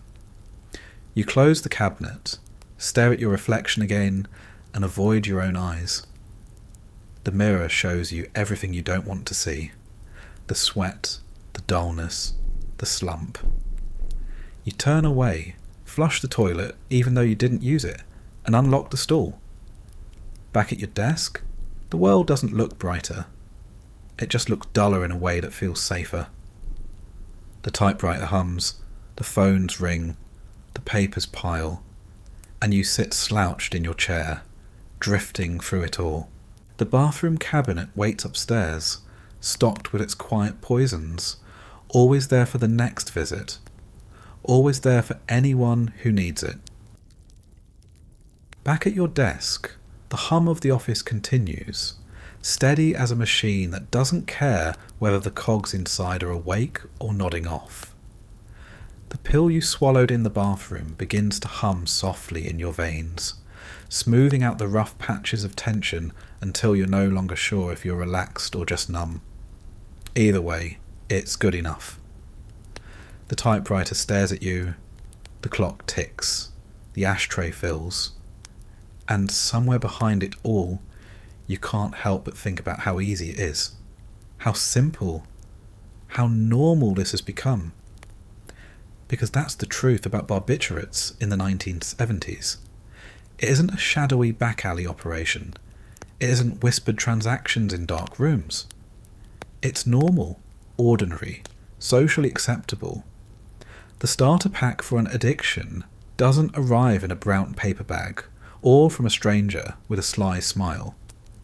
It arrives neatly in a white prescription bottle, handed to you by a doctor with a tie that's too wide and a smile that says he trusts you. He doesn't ask many questions. Maybe you complain of insomnia, maybe of nerves, maybe of stress at work or at home. He nods sympathetically, writes out a prescription in looping cursive, tears the sheet from his pad with a practice flick, and passes it across the desk. That's it. No lectures, no warnings. Just one human being telling another, here's something to take the edge off. The pharmacy makes it even easier. You slide the paper across the counter, the pharmacist glances at it briefly, then disappears into the back. Minutes later, a small white bag is handed over, stapled shut, your name neatly typed on the label. It feels official, safe, even responsible. You're not breaking the law. You're not sneaking around. You're just following instructions. The pills rattle faintly in their bottle as you tuck them into your bag, and there's no part of the process that feels like danger. It feels like self-care. At first, you don't even take them often. just at night when you can't sleep. Maybe 1 before bed, maybe 2 if the first doesn't do the job. You tell yourself it's temporary, just to get through a rough patch, just until work slows down, just until the stress passes. The problem is, the stress never passes. Work doesn't slow down, life doesn't calm. And the pills don't just make you sleep, they make everything quieter, softer, easier to ignore. That's how it starts. 1 pill at night becomes 1 in the afternoon when the office feels unbearable. 1 in the afternoon becomes a couple in the morning, chased with burnt coffee, so you can get through the commute without chewing your own tongue from anxiety. Before long, the pills are part of the routine, as natural as brushing your teeth, though you probably haven't brushed those in longer than you'd like to admit. And you're not alone. Everyone around you seems to be doing the same thing, in their own ways. Housewives in suburban kitchens, pouring seconals into their palms between loads of laundry, chasing them with tab soda or a glass of white wine. Businessmen in grey suits, keeping a bottle of Valium in their desk drawer, popping one before meetings so they don't yell at their secretaries. Students on campuses, trading capsules like candy, taking them to crash after an amphetamine-fueled night of studying or partying. The pills are everywhere, and they're not just tolerated, they're encouraged. Advertisements make it look respectable. Glossy magazine pages show tidy bottles with reassuring slogans about restful sleep and relief from tension. The models in the photos look calm, composed, glamorous even, like the pill in their hand is the key to a perfect life. Doctors back it up, writing prescriptions at record rates, treating stress and sleeplessness as conditioned with pharmaceutical solutions rather than human ones. No one asks why you're stressed. No one asks why you can't sleep. They just give you a capsule, and the world keeps turning. It's the perfect starter pack, because it doesn't look like one. There's no stigma, no shame at the beginning. Your parents take them, your neighbours take them. Celebrities talk about them in interviews. Magazines describe them as breakthroughs, science's gift to the weary modern soul. And why not? They work. They dull the panic. They knock you out at night. They make the sharp edges of life less cutting. What they don't do is warn you that your tolerance is building, that your body is learning to expect them, that soon 1 pill won't do the job, and 2 won't either. So the doses creep up. Slowly at first, then faster. You don't even notice the transition from taking them occasionally to taking them daily. It feels seamless, natural. Just part of being alive in this decade. You're not an addict, you tell yourself. You're just modern. You're just stressed. You're just tired. The excuses are endless, and they all sound reasonable. Because in the 1970s, the whole culture is one big excuse. Even the slang reflects it. Mother's little helper, they call Valium, as if addiction could be dressed up in friendly terms, made cute, turned into something you'd joke about over lunch. A helper, not a hazard. Something that makes life easier, not something that eats away at it. The words soften the reality until you barely see it anymore. Pills aren't vices, they're accessories. Part of the lifestyle, like polyester shirts and shag carpets and avocado green appliances. And the starter pack doesn't stop with prescriptions. It grows. Friends share pills casually, sliding bottles across kitchen tables, swapping capsules at parties. These help me sleep, someone says, and you nod, pocketing one, adding it to your collection. Dealers notice the demand, filling in the gaps when prescriptions run out. Doctors are generous, but not infinite. When one closes the door, another opens. But if all else fails, there's always someone down the street willing to sell you a handful for cash. The culture doesn't just tolerate it, it celebrates it. Music drifts from radios, songs about escaping, about floating, about chemical hazes that blur the lines of reality. Movie characters pop pills casually, part of their daily routines. Comedians joke about it on stage, and the audience laughs because everyone recognises it. Everyone knows someone with a bottle in their bag, in their pocket, on their nightstand. The pills aren't fringe, they're mainstream. And that's what makes it so insidious. When something is everywhere, when it's in every house, every office, every glove compartment, it doesn't feel like a danger. It feels like air, like water. Just another part of being alive in the 1970s. You don't have to sneak. You don't have to lie. At least not at first. You just hold out your hand, swallow the capsule, and let it dissolve. The whole world tells you it's fine.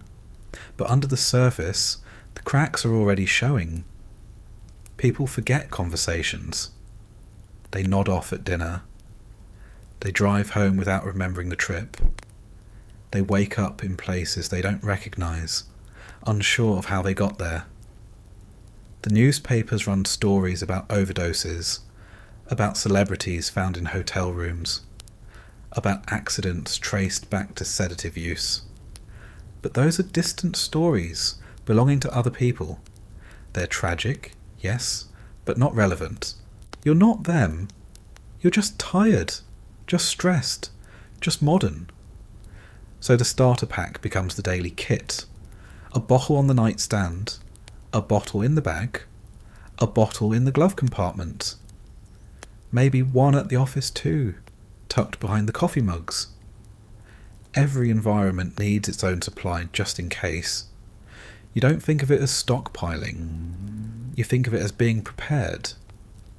No different than keeping an umbrella for the rain. That's the real hook. The starter pack doesn't just get you hooked physically. It gets you hooked culturally. It convinces you that this is normal, that everyone's doing it, that you'd be strange not to. And once you're there, once the routine is set, once the bottles are part of the furniture of your life, it's almost impossible to see them for what they are. They're not pills anymore. They're habits. They're props. They're part of your identity. And by the time you realise it, by the time the fog is thick and the days blur together and the mornings start with burnt coffee and capsules, it's too late. The socially acceptable starter pack has done its job.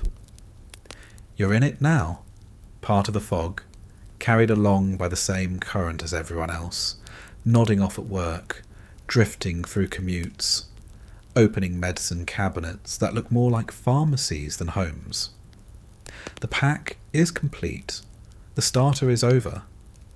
Now it's just the way things are. The clock on the wall ticks its way toward noon, though the hands barely matter because the office has no real sense of time.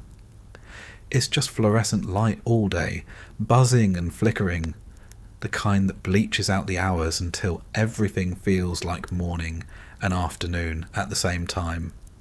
But the bodies in the room know when it's lunch. Chairs creak, papers shuffle, phones are set back in their cradles, and the office empties out into the hall like a slow-moving herd of polyester. You follow, not because you're hungry, but because movement feels easier than staying put. Your stomach isn't calling for food. It hasn't in a long time. Hunger is unpredictable these days. Sometimes it gnaws at you in the middle of the night. Sometimes it's absent for days at a time. Pills do that. They take away the edges of anxiety, but they also take away the ordinary rhythms of the body, dulling everything until the idea of eating feels as distant as the idea of climbing a mountain. The cafeteria downstairs doesn't smell like food. Not really. It smells like grease that's been heated too many times. Like old coffee burnt at the bottom of industrial pots. Like plastic trays washed in lukewarm water and stacked while still damp. The air is thick with the residue of decades of fried meals, clinging to every tile and vent. It's not hunger-inducing. It's heavy, cloying, and faintly nauseating. People line up with their trays, sliding them along the metal rails, picking out sandwiches wrapped in wax paper. Bowls of soup ladled from vats that never seem to empty. Cups of jello that wobble under fluorescent light. The workers behind the counter wear paper hats and plastic gloves, their faces as tired as everyone else's.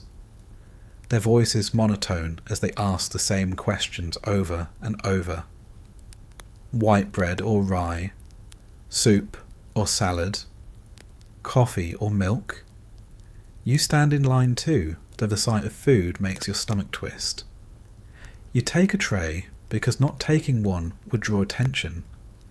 You slide it along, nodding at questions without hearing them, and end up with a sandwich you won't eat, a cup of coffee you don't want, and a square of jello that shivers like it knows you're lying to yourself. The tray feels heavy in your hands, the smell of mayonnaise and boiled ham rising from the sandwich enough to make your throat tighten. At the table, colleagues chatter faintly, voices carrying over the clatter of trays and silverware. They talk about gas shortages, about television shows, about their kids' schools. The conversation swirls around you, meaningless, as you stare at the plate in front of you.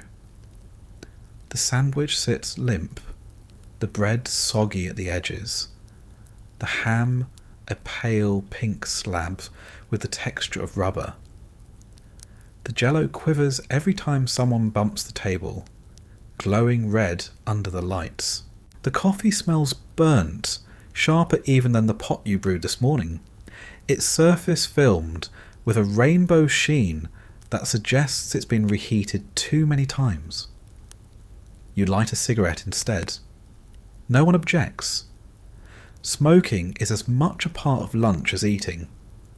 Ashtrays sit in the centre of every table, filled with butts and ashes, smoke curling into the air, mixing with the smell of grease and soup. You inhale deeply, the smoke scratching your throat, and exhale slowly as if it might push away the nausea sitting in your stomach. The pills in your bloodstream make food feel like an afterthought. You peel the sandwich open, stare at the ham, then close it again. You poke at the jello with your fork, watch it jiggle, then set the fork down. The coffee sits untouched, steam rising weakly, already losing its heat. Your tray looks full enough to pass as a meal, but nothing disappears from it. You sit, you smoke, you nod occasionally at the conversation around you, but you don't eat. That's what lunch becomes. Not eating, just the ritual of pretending. Picking up a tray so no one notices. Sitting at the table so no one asks questions. Smoking enough cigarettes to make the absence of chewing less obvious. Nodding at jokes you don't follow. Smiling faintly when someone mentions something about the weekend.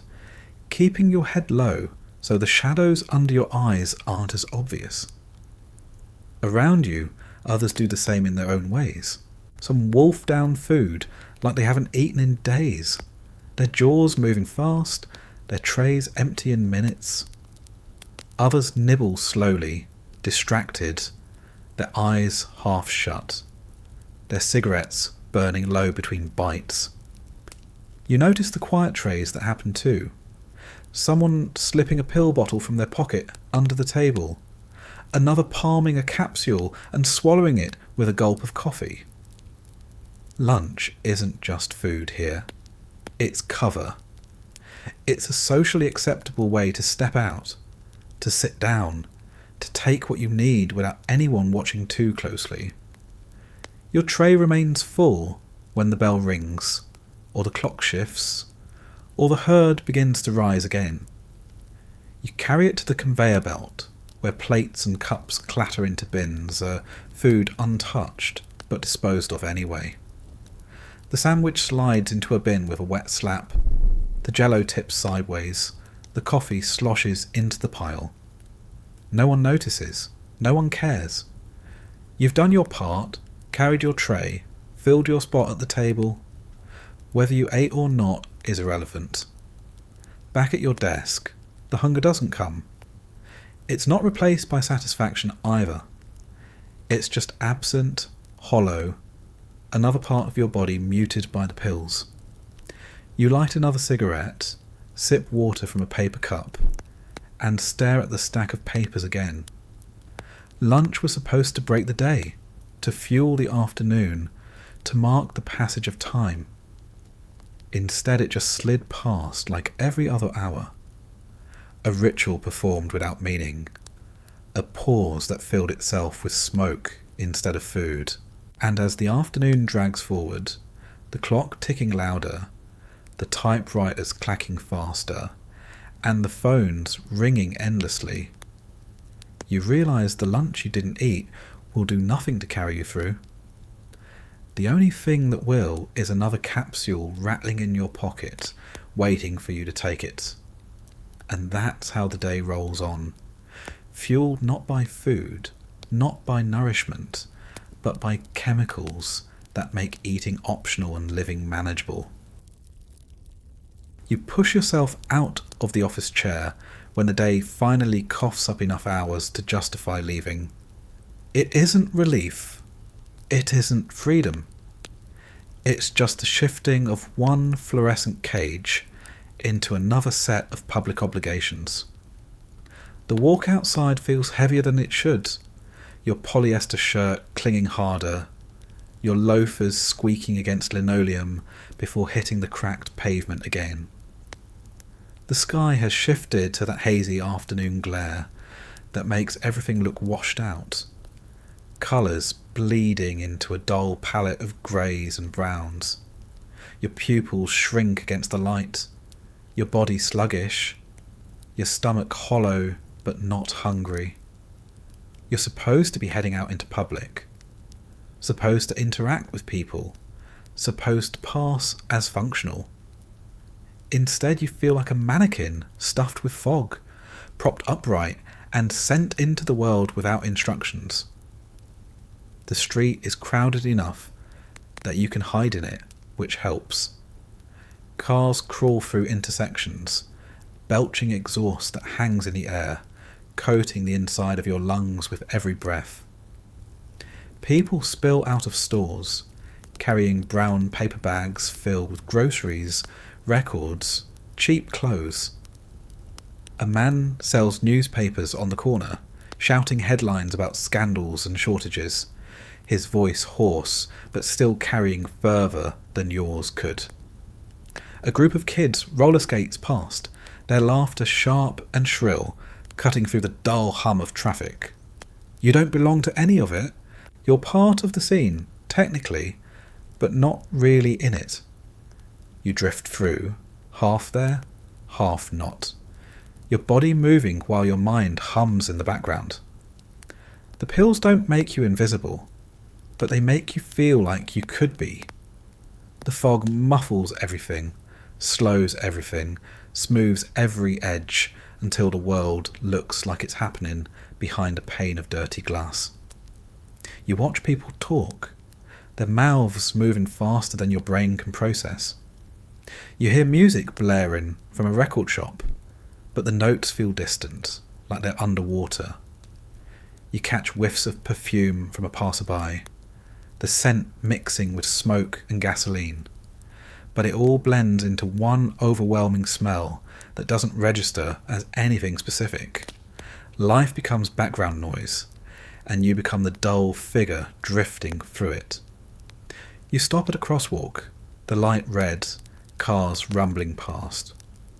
The crowd gathers beside you, bodies pressing closer. Everyone waiting for the signal. You sway slightly, your balance off, your eyes half closed, and no one says anything. You're just another tired person at the end of the workday. You could be drunk, you could be exhausted, you could be anything. Nobody cares.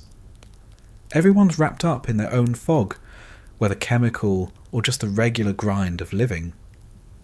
The light changes, the crowd surges forward, and you move with it, carried along like driftwood in a current. Public life is a performance, but you're not really acting anymore. You're just present enough to pass. Your eyes open, your feet move, your lips form vague responses when someone speaks to you. That's all it takes. People don't look too closely. They don't want to. Most of them are too busy holding themselves together to notice the cracks in someone else. So you shuffle along, a sedated figure in a sedated crowd, unnoticed, unchallenged. You duck into a corner store, the kind with flickering neon signs and shelves stocked with more dust than products. The air smells like old floor cleaner and cigarettes, the floor sticky with spills that were mopped but never really cleaned.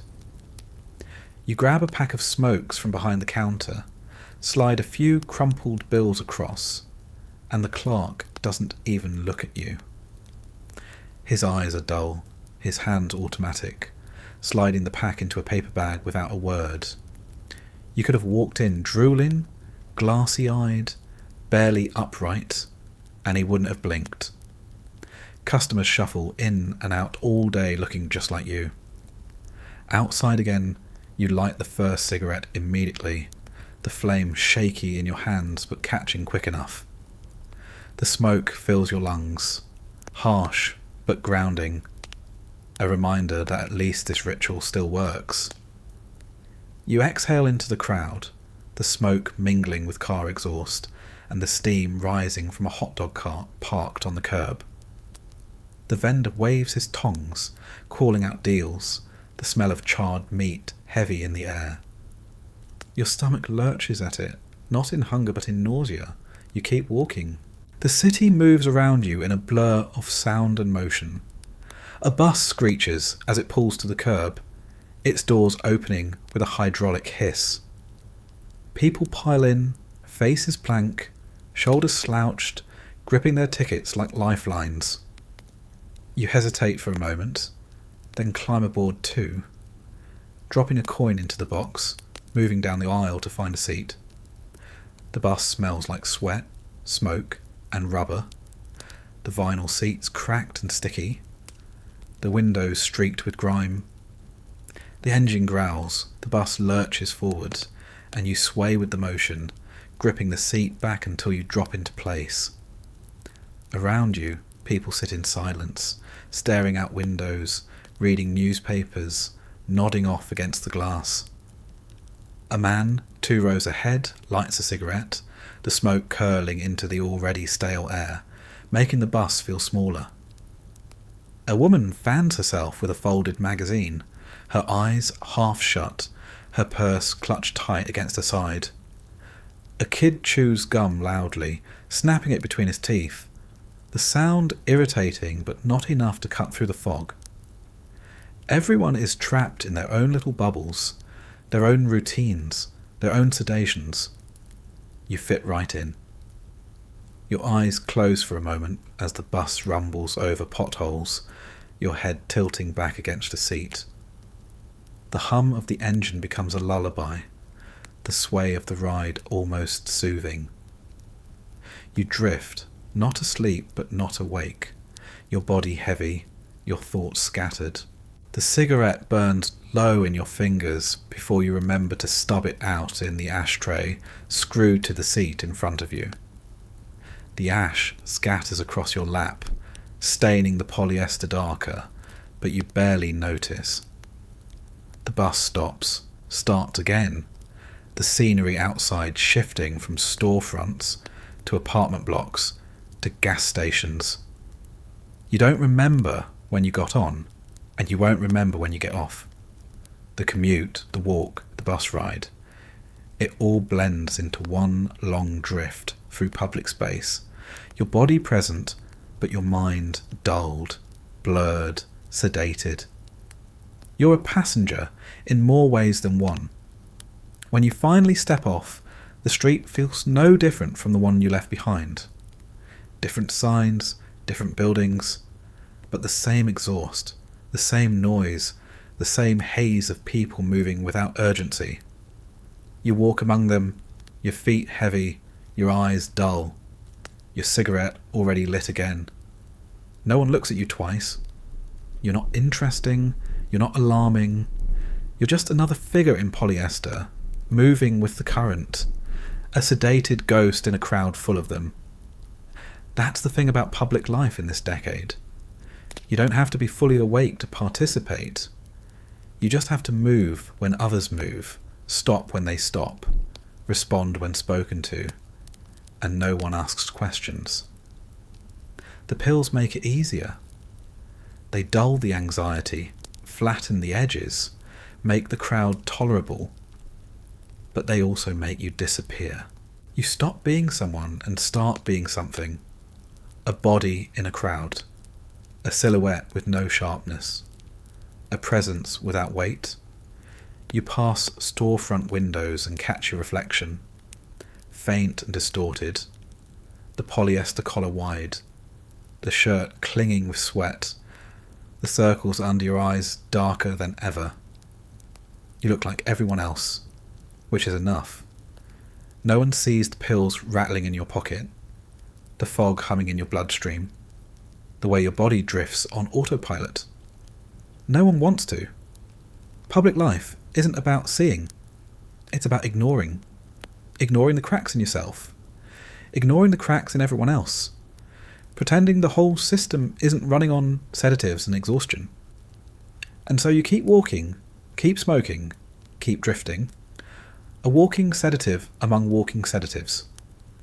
The world blurs around you, muffled and dulled, and you pass through it unnoticed, unseen, unchallenged. The day continues. The crowd swallows you, and you vanish into the fog that never lifts. The crowd thins as you wander further down the block, the storefront shifting from busy sidewalks and neon signs to quieter stretches of cracked pavement and peeling paint. The air doesn't get fresher. It just gets heavier with the smell of hot asphalt, exhaust fumes lingering from the last bus, and the faint, sweet tang of garbage left too long in the sun. You light another cigarette, though the one before it hasn't even fully burned out. The motion automatic. The taste so familiar, it doesn't even register anymore. The pills in your bloodstream hum quietly. Steady but never enough. They dull the edges, yes, but they don't erase the itch. That faint gnawing in the back of your skull that whispers about the next dose, the next bottle, the next handoff. You already have some in your pocket, tucked away in the little orange cylinder with the typed label your doctor signed off on last week. But prescriptions run dry too fast when you double and triple the doses. Doctors eventually frown, pharmacists eventually hesitate, and then you need someone else. Someone less official, less judgmental, more reliable in the way that only people with loose morals and full stashes can be. And that's where he comes in. The man who doesn't look like what you imagine a dealer should look like. He isn't a shadowy figure in a dark alley, trench coat flapping, eyes darting side to side. He isn't rough, doesn't smell of danger, doesn't lurk on street corners. He looks like someone you might trust to water your plants while you're out of town. Someone who might lend you a ladder if you needed to fix the roof. Someone you'd nod at over the hedge while mowing your lawn. You see him standing by the corner store, leaning casually against the wall, a paper bag in one hand, cigarette in the other.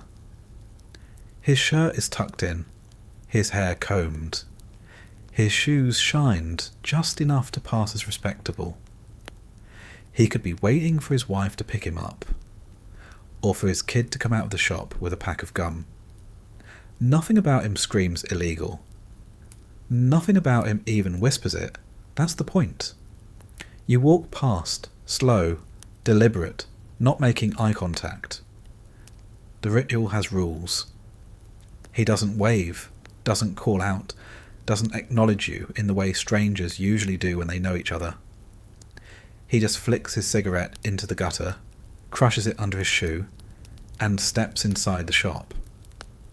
You wait a moment, then follow. Inside, the store smells the same as it always does. Old floor cleaner, faint mildew from the cooler, a layer of smoke that never leaves no matter how many times someone wipes down the shelves. A radio hums faintly behind the counter, playing a disco hit that feels too upbeat for the dull grey of the place. The clerk barely looks up, his eyes glazed from boredom, his hand lazily flipping through a newspaper. Your dealer is already down one of the aisles, pretending to study a row of canned beans. You wander toward the back, picking up a pack of gum, sliding it into your palm like you actually care. When you meet halfway, there's no nod, no smile, no greeting. Just a paper bag that appears in your hand as smoothly as if you'd pulled it off the shelf yourself. You slide a folded wad of bills into his palm, the kind of motion that could pass for paying him back for a sandwich. He pockets it without looking, still staring at the labels on the cans. And then he's gone. Out the door, onto the street, blending back into the neighbourhood like nothing happened. You stay a moment longer, grabbing a soda from the cooler, dropping a coin on the counter, making the exit look legitimate. The clerk doesn't blink. The gum in your pocket and the soda in your hand make it all look ordinary, and no one notices the bag you carry tucked under your arm. It doesn't rattle. It doesn't announce itself. But inside are the capsules you'll need to get through the week. The little red and whites and green and yellows and pink and blues that keep the fog steady, that keep the routine unbroken. Out on the sidewalk again, the exchange already feels like a dream. It's too simple, too smooth, too normal. The man who handed it to you is already gone. Maybe home by now. Maybe eating dinner with his wife. Maybe reading the paper in an armchair while his kids watch television. He doesn't live in the shadows. He lives on your street, 2 blocks over, in a house with shutters and a freshly mowed lawn. If you didn't know better, you'd think he sold insurance. That's what makes him effective. He doesn't stand out. He doesn't raise suspicion. He waves to neighbours. He mows his yard. He grills hot dogs in the summer. And in between, he hands out paper bags filled with the stuff everyone's already hooked on. You don't think of him as dangerous. You don't even think of him as criminal. You think of him as necessary. The bag feels heavy in your hand, though it doesn't weigh much. It's the kind of weight that's more psychological than physical. Relief in a sack, the promise of dulled edges, of softened mornings, of afternoons that don't drag you under. You walk with it tucked close, not out of fear but out of instinct, like carrying something precious. The crowd doesn't notice. They never do. You could be holding groceries, a newspaper, a pack of diapers. Everyone minds their own business. Everyone looks the other way. You light another cigarette, your hand steadying as you take the first drag. The pills inside the bag hum louder in your mind, their promise already working before they've even touched your stomach. You don't even need to open it yet. Just knowing it's there is enough to smooth the panic that had been growing since your prescription ran low. You walk slower now, calmer, as if the world has shifted back into alignment simply because the supply is secure again. That's the cycle. Panic when you're running out, relief when you're restocked. The in-between filled with fog, punctuated by cigarettes, burnt coffee, polyester sweat, and moments of public life that feel like you're watching a movie you don't understand. The dealer keeps it going, keeps it flowing, keeps the cycle spinning. Without him, the world would crack open. With him, it just drifts along. Steady, sedated. And he'll be there next week, and the week after, and the week after that. Maybe at the corner store again, maybe at the gas station, maybe outside his own house, while pretending to water the lawn. Always ordinary, always invisible, always blending into the neighbourhood. You'll hand him cash, he'll hand you a bag, and life will go on exactly as before. No drama, no danger, just business as usual. The bag is tucked away now, hidden in the corner of your bedroom like it's just groceries you forgot to unpack. You've got what you need, so the panic is gone, replaced by that dull relief that feels almost like calm. Almost. The air in the room is still thick with the smell of old smoke, the polyester curtain still stained with tar. The shag carpet still crunches faintly when you walk across it barefoot. None of that has changed. What has changed is the way your hands don't shake quite as much, the way your chest doesn't seize when you think about running out, the way your body feels ready to collapse in the safety of knowing there's enough to last at least a few days. So you collapse. Not deliberately, not in the way someone decides to take a nap, setting an alarm, pulling a blanket up, closing their eyes in preparation for 20 measured minutes of rest. This isn't like that. This is the body folding in on itself, giving in to the weight of chemicals, sinking under the fog until resistance feels impossible. You sit on the edge of the bed, light a cigarette, watch the smoke curl toward the ceiling, and the next thing you know, the cigarette has burned down to the filter and dropped a circle of ash onto the shag. Your head slumps sideways, your mouth half open, breath shallow and uneven. Sleep isn't the right word. It's more like shutting down. The room doesn't change much whether you're conscious or not. The curtains keep out most of the light, just a faint yellow glow bleeding around the edges. The air stays heavy, unmoving, thick with tar and mildew. The ashtray on the nightstand continues to overflow. The pill bottles continue to wait like little soldiers. The mattress continues to sag under your weight. Time outside ticks forward, but inside the room it stretches, folds, dissolves.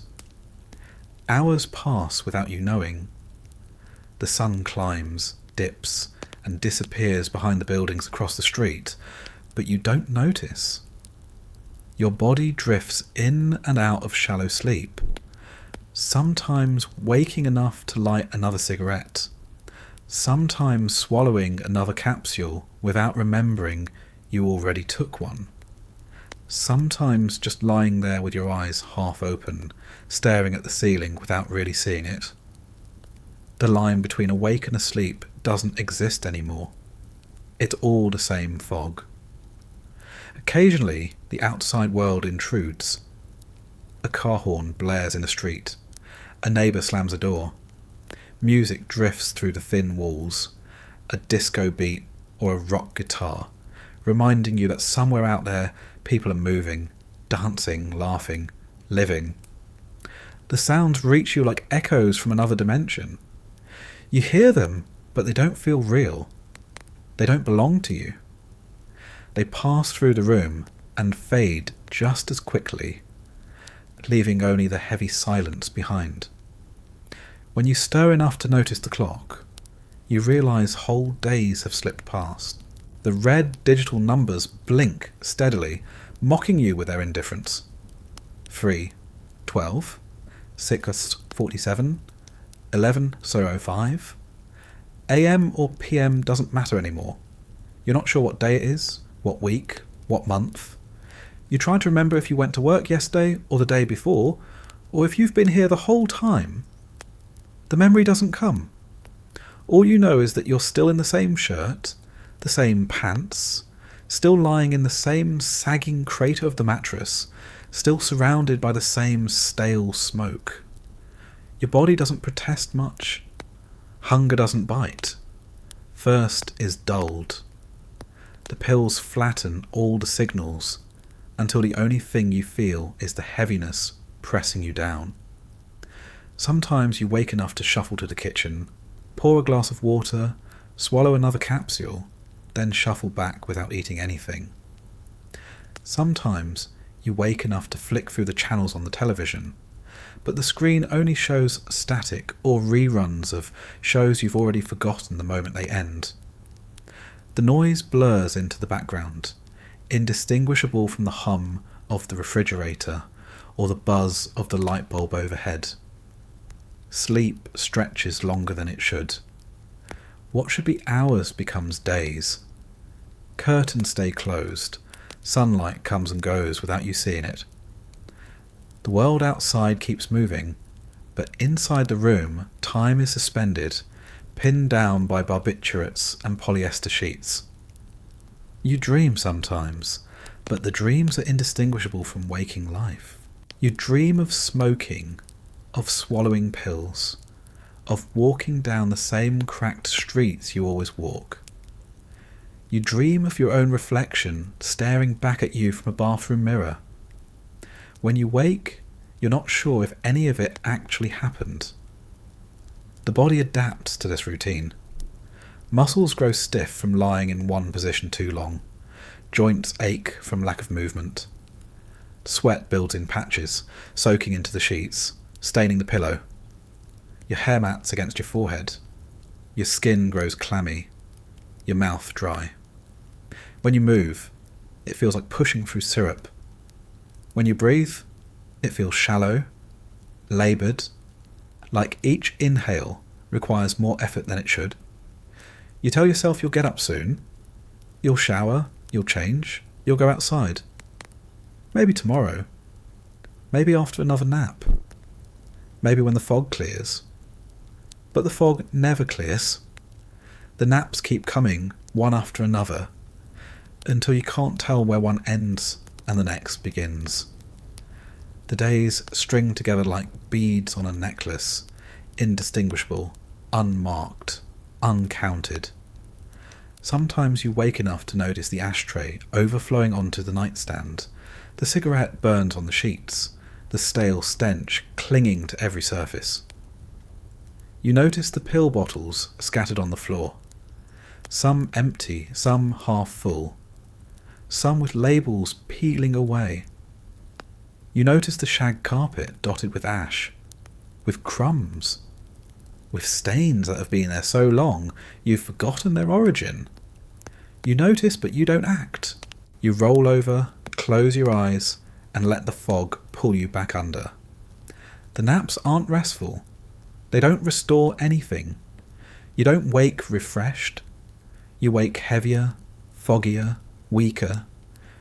Your limbs feel like they've been filled with sand. Your head like it's packed with cotton. The more you sleep, the more exhausted you feel, but the exhaustion doesn't lead to activity. It leads to more sleep, more drifting, more hours slipping past unnoticed. It's a cycle with no beginning and no end. And the worst part is, no one notices right away. Neighbours don't knock. Friends don't call. Work doesn't send someone to check on you. Everyone assumes you're just tired, just busy, just lying low. Days disappear, and no one interrupts. You're left alone with your naps, your fog, your pills, your stale room. Alone until you wake up enough to wonder how long it's been, and then you close your eyes again. The nap becomes the day. The day becomes the nap. They merge until you can't separate them, until you stop trying. You stop keeping track of meals, of hours, of anything beyond the next cigarette and the next capsule. You lie there, eyes half shut, chest rising and falling shallowly, and let the world pass by without you. And when you finally do stir, enough to sit up, your body aching, your shirt damp, your mouth sour, you realise it isn't afternoon anymore. It hasn't been afternoon for a long time. Days have passed, maybe more, lost to the fog of naps that stretch too far. You light another cigarette, cough weakly, and glance at the paper bag in the corner. Still full enough? Still waiting? Still ready to keep the cycle going? That's how afternoons slip away. That's how days vanish. Not with noise, not with drama, but with silence and sedation. With naps that begin as breaks and end as disappearances. You don't live through them. You sink through them. And when you resurface, you're no closer to clarity than before. The sunlight filtering through the polyester curtains doesn't feel any different after days of sleeping it away. It's the same weak yellow smear across the wall. The same dull glow that makes the room look like a nicotine stain. You sit up eventually, stiff, groggy, and heavy. The kind of heaviness that doesn't come from work, but from lying down too long. The ashtray is overflowing again, the sheets smell sour, and the shag carpet is a crime scene of crushed butts and stains. Your hand reaches automatically for the pill bottle on the nightstand. There's no thought to it, no hesitation. It's muscle memory by now, like brushing your teeth might be for someone else. Except you don't brush your teeth. You take another capsule, wash it down with flat soda, and tell yourself you'll feel better in a few minutes. And you will. Because that's what the 1970s gave you.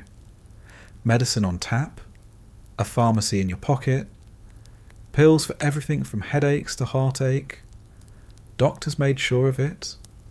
You didn't have to hunt them down, didn't have to beg, didn't even have to lie all that convincingly. You just had to walk into a dingy office, sit on a squeaky vinyl chair, and describe whatever discomfort you wanted to dull that week. Stress, trouble sleeping, a little anxiety, that was enough. The pen would scratch across the pad, the paper would tear off, and suddenly you were legally armed with barbiturates. Doctors in this decade weren't stingy, they were fountains. Prescription pads practically smoked from how fast they flipped from one sheet to the next. Patients came in with headaches and walked out with Seconal. Housewives said they couldn't sleep and left with Valium. Teenagers with exam nerves were handed bottles like consolation prizes. The medical profession didn't just tolerate pill culture, they manufactured it, packaged it, endorsed it. Walking into a doctor's office in the 1970s felt less like seeking treatment and more like shopping. The waiting room smelled like old magazines and Lysol. The receptionist tapped her nails against the desk, and your name was eventually called over the muffled static of an intercom. Inside, the doctor was always the same. White coat, thick glasses, a tie with an outdated pattern, and a manner that was somewhere between bored and hurried. He'd ask a few questions, nod as if he'd heard the same thing 10 times already that morning, and scribble out a solution. There was no long discussion, no deeper exploration, no probing into lifestyle or diet or stress. Just a quick, "Here, this should help." And then it was off to the pharmacy. The drugs were dressed up as solutions to problems that had no solutions. Couldn't sleep because your life was chaos? Pills? Couldn't focus because your job was soul-crushing? Pills? Couldn't get through the day without feeling like you were about to burst into tears? pills. The prescription pad didn't discriminate. It didn't care if the problem was big or small, real or imagined. Pills were the answer to everything, and the only question was how many you'd need before you stopped complaining. Pharmacies reflected this culture. You didn't walk in with guilt or hesitation. You walked in like you were picking up groceries. The pharmacist might ask if you'd taken them before, but it wasn't a warning. It was small talk. The bottles came in neat orange plastic, labels typed with your name, instructions so vague they may as well have said, "Good luck." Take one as needed, it would say. Needed for what? For sleep? For nerves? For being alive in the 1970s? No one clarified, and no one cared, and the doses weren't cautious. Doctors didn't prescribe a week's worth to see how you'd do. They handed over months at a time, whole bottles packed with enough downers to flatten a small neighbourhood. Refills came easy, just a phone call, maybe a quick visit, and another signature scrawled across another sheet. The system encouraged it, the culture demanded it. You weren't just allowed to be on pills, you were expected to be. If you weren't, you were the strange one. You were the outlier. Everyone else was floating through their days on little capsules, and the medical establishment was the one pumping out the supply. The irony was that doctors liked to think of themselves as responsible. They wore the white coats, they used the right words, they carried the authority of science. But the truth was, most of them were as sedated as their patients. Some dipped into their own samples. Some lived off coffee and cigarettes and amphetamines to stay awake between shifts. Some simply didn't have the energy to fight the tidal wave of demand. Patients wanted pills. The companies making them wanted profits. The doctors were the middlemen, and most of them gave in without a second thought. The pharmaceutical industry poured gasoline on the fire. Ads filled medical journals, glossy spreads showing serene women resting on couches, calm men at desks, cheerful slogans promising relief from the grind of modern life. Safe, they called them. Effective. Non-addictive, in some cases, which was a laughable lie that no one seemed bothered by at the time. Sales reps handed out samples by the box, took doctors to lunches, filled their offices with pamphlets and branded pens. It was easier to write a prescription than to fight the tide. And why would they fight it when it paid so well? Your own history with doctors is a blur of sterile rooms and easy prescriptions. You remember sitting across from one in a chair that squeaked every time you shifted, your polyester pants sticking to the vinyl. You told him you couldn't sleep. He nodded, wrote a script. You told him work made you anxious. Another nod, another script. You mentioned sometimes you felt heavy, sad, stuck. A shrug, another script. You didn't have to convince him. You didn't even have to finish your sentences. He knew what to do. And what he did was always the same. Flip the pad, scribble a name, hand you the cure. The cure wasn't a cure, it was a fog. But the fog was preferable to honesty. The fog made you stop asking questions. It made you stop caring about the answers. It dulled everything into a background hum that felt survivable. Without it, life might have felt sharp enough to demand change. With it, life was muted enough to accept. That was the real medicine of the 1970s. Not healing, not treatment, but sedation. Sedation as a lifestyle. Sedation as a cultural norm. Sedation as the default state of being. It's not that doctors didn't see the consequences. Overdoses weren't exactly hidden. Newspapers carried stories about celebrities collapsing in hotel rooms, about ordinary people found unconscious in their apartments, about car accidents traced back to sleeping pills. Emergency rooms filled with patients who'd swallowed too many capsules, some accidentally, some deliberately, some somewhere in between. But the machine didn't stop. A few cautionary articles here and there, a few muttered concerns at conferences, but no real change. The prescriptions kept flowing. The pills kept selling. The patients kept swallowing. You think back to the bathroom cabinet at work, stocked with Valium and Seconal as if they were aspirin. That wasn't an accident. That was medicine in this decade. Over the counter for some, over the desk for others, everywhere if you knew where to look. It was a culture that turned chemical dependence into daily routine, and doctors were the gatekeepers who kept the gates wide open. Your current stash, the one in the paper bag tucked into the corner of your room, is just another extension of that culture. You didn't start with shady deals. You started with neat prescriptions, with your name typed cleanly on the label, with a doctor's signature scrawled at the bottom. You started with legitimacy. By the time the legitimacy wore thin, the habit was already carved into your bones. Switching from pharmacy to neighbour dealer wasn't a leap. It was a step sideways. The system blurred the line so thoroughly that you barely noticed you'd crossed it. So here you are, sitting in the stale air of your room, pill bottles scattered across the nightstand, ashtray overflowing, polyester shirt wrinkled from days of half sleep, and you can trace every bit of it back to the prescription pad of a doctor who barely looked up from his clipboard before scribbling out your first dose. He wasn't malicious. He wasn't cruel. He was just part of a machine that saw sedation as medicine, fog as progress, pills as solutions.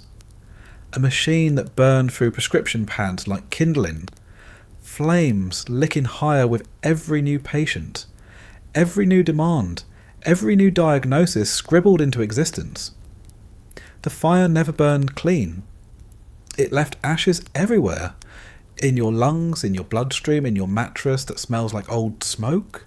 The fire spread through every corner of your life until naps swallowed days, until coffee was just a bitter vehicle for swallowing capsules, until public life felt like drifting through a movie. And the spark, the start, the ignition point was always the same. A doctor in a white coat, pen scratching across paper, prescription pad practically smoking in his hand. And if you walked into another office tomorrow, if you sat down in another squeaky chair and said you couldn't sleep, it would happen again. The script would be written, the bottle would be filled, and the cycle would keep spinning. The machine doesn't stop. Not for you. Not for anyone. The pills hum in your bloodstream. The ashtray beside you looks like a volcano ready to erupt, and the room smells like polyester sweat and stale smoke. But eventually you can't avoid it anymore. Family. They don't live in your apartment with its sagging mattress and yellowed curtains, but they hover on the edges of your life like wallpaper you can't peel off. They call sometimes, they visit occasionally. They ask questions they don't really want the answers to. And you keep pretending for them, the same way they keep pretending for you. Family gatherings in the 1970s aren't glamorous. They're not the glossy, airbrushed images on magazine covers. They're living rooms filled with cigarette haze, coffee percolators burping bitter steam, couches covered in plastic slip covers that squeak every time someone shifts their weight.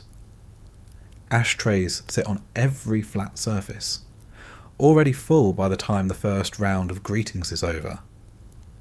There's a casserole dish cooling on the counter, something starchy and bland, its smell mixing with the smoke, until food and ash become indistinguishable. You arrive late, as always, polyester collar sticking to your neck, hair matted with grease. No one says anything. Not directly. They just glance briefly, their eyes flicking from your wrinkled shirt to the circles under your eyes, then darting away. Someone thrusts a plate into your hands, piled high with meatloaf or lasagna, or whatever dish has been recycled week after week because it's cheap and fills stomachs. You take it, poke at it with a fork, but never eat much. Appetite isn't something you bring to these gatherings anymore. Pills have stripped it away, leaving only the hollow performance of pretending. Conversation swirls around you like cigarette smoke. Uncle talks about gas shortages. Aunt mutters about rising prices at the grocery store. Cousins bicker about television shows. The topics are safe, repetitive, endlessly recycled. No one brings up the fact that your eyes look glassy, that your hands shake faintly when you reach for the ashtray, that your plate sits untouched while your cigarette burns low. Everyone notices, but no one says it. Silence is the family specialty. Your mother sitting across the room with her own cigarette balanced between her fingers smiles faintly whenever you glance her way. It's not the smile of someone who believes everything is fine. It's the smile of someone who knows exactly what's wrong and has decided the best way to handle it is to ignore it completely. Better to smile, better to pass the potatoes. Better to ask if you're getting enough rest. You say yes, of course, and she nods, satisfied with the lie. She doesn't want the truth.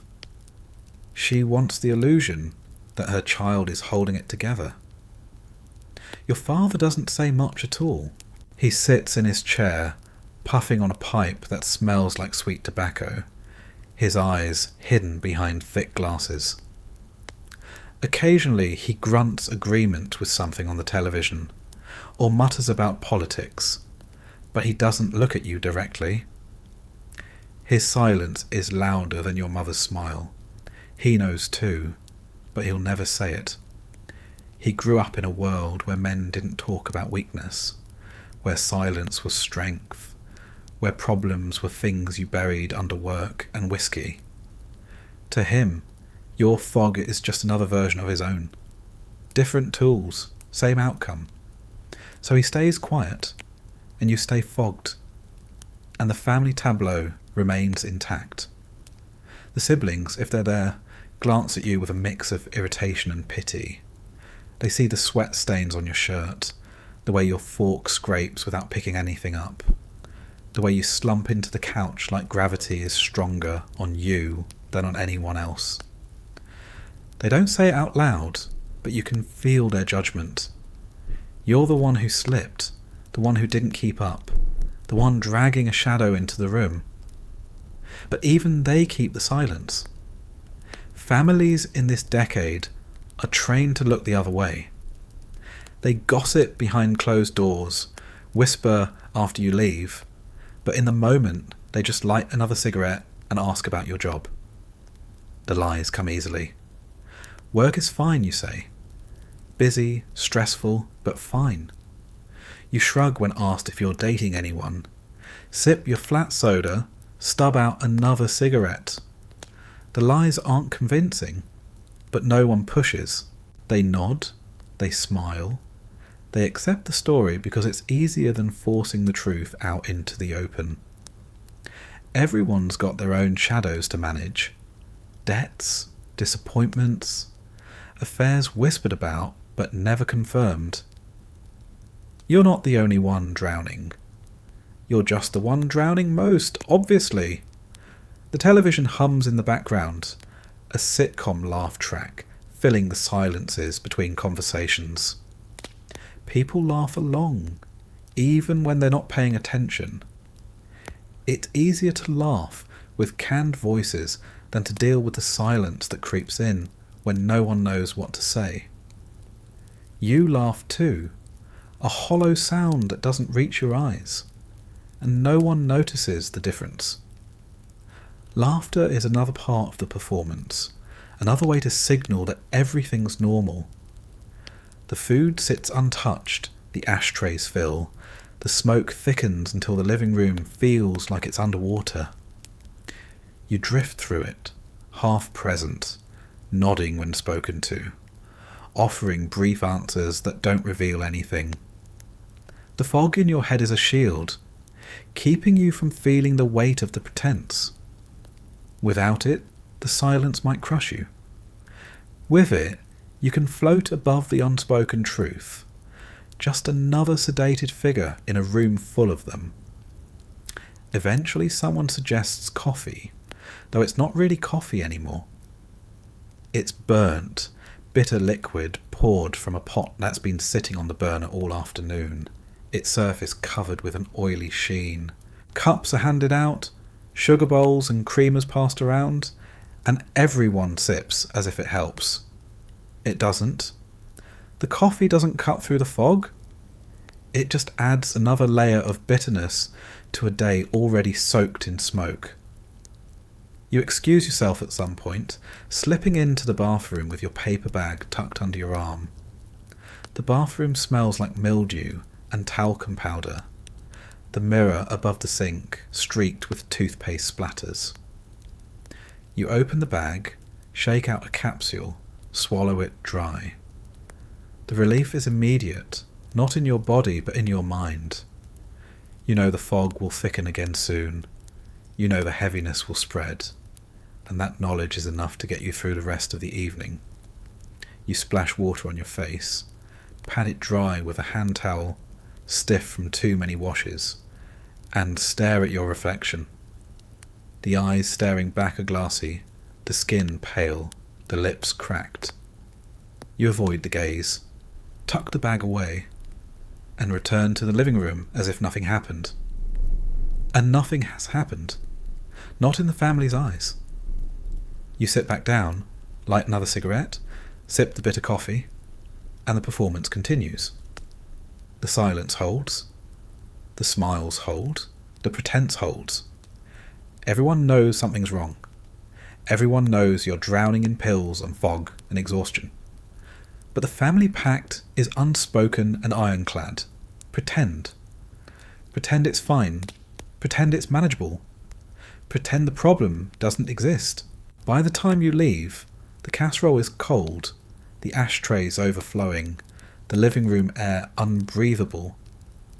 You kiss your mother on the cheek, shake your father's hand, nod to the siblings, and step back into the night. No one says anything more than "take care." No one asks if you're okay. No one mentions the pills rattling faintly in your pocket. The silence stretches with you out the door, down the street, and back into your own stale apartment. That's the family routine. Not confrontation, not honesty, not intervention. Just a collective agreement to keep the silence thick enough to hide inside. And in its own way, it works.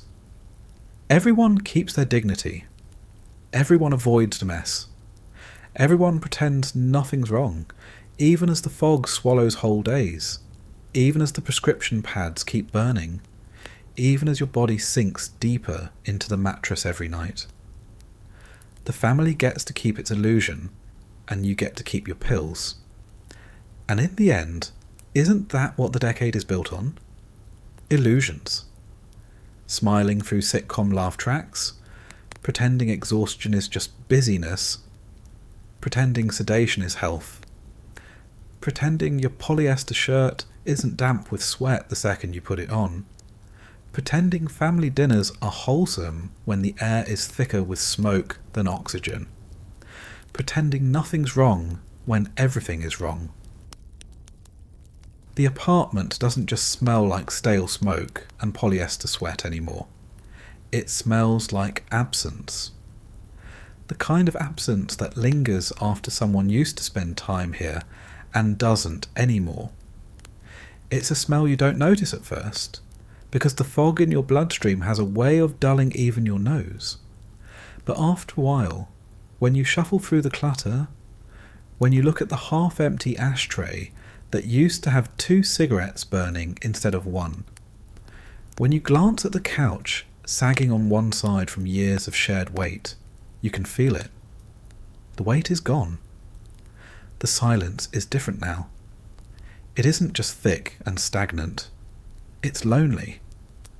Relationships never end in explosions here. They don't break with slammed doors or screaming matches that echo down the hallway.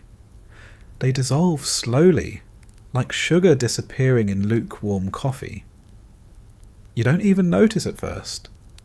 A missed call here, a skipped dinner there, a night when they say they're tired and don't want to come over. You nod, you say it's fine, you light another cigarette, and you tell yourself it's temporary. But the gaps stretch, and the silences grow, until the presence you used to depend on feels like something you only dreamed. The pills help you not notice. That's their gift. They smooth out the panic, dull the ache, make it easy to shrug when the phone doesn't ring. They keep you calm when the space beside you in bed stays cold for another night. They let you tell yourself you're fine, that you don't need anyone, that relationships are messy anyway and you're better off alone. But under the fog, the cracks keep spreading. You remember how it started. The nights out at bars where the jukebox was too loud, where the smoke hung heavy, where you ordered drinks that tasted like varnish and swallowed them anyway because that's what you did. They laughed at your jokes. Or maybe they just laughed because everyone was laughing, because the music demanded it, because the whole decade was built on pretending to have fun in rooms filled with exhaustion. Either way, they laughed, and you felt noticed. You felt like you belonged to someone for once. But the bar nights blurred into apartment nights, the drinks replaced with pills, the jukebox replaced with a television humming quietly in the corner. You sat together on the couch, smoke curling into the air, ashtrays filling, and at first it felt comfortable. At first, the fog was shared, and sharing made it seem less dangerous. But comfort turned into silence, and silence turned into distance. And before long, the conversations dried up.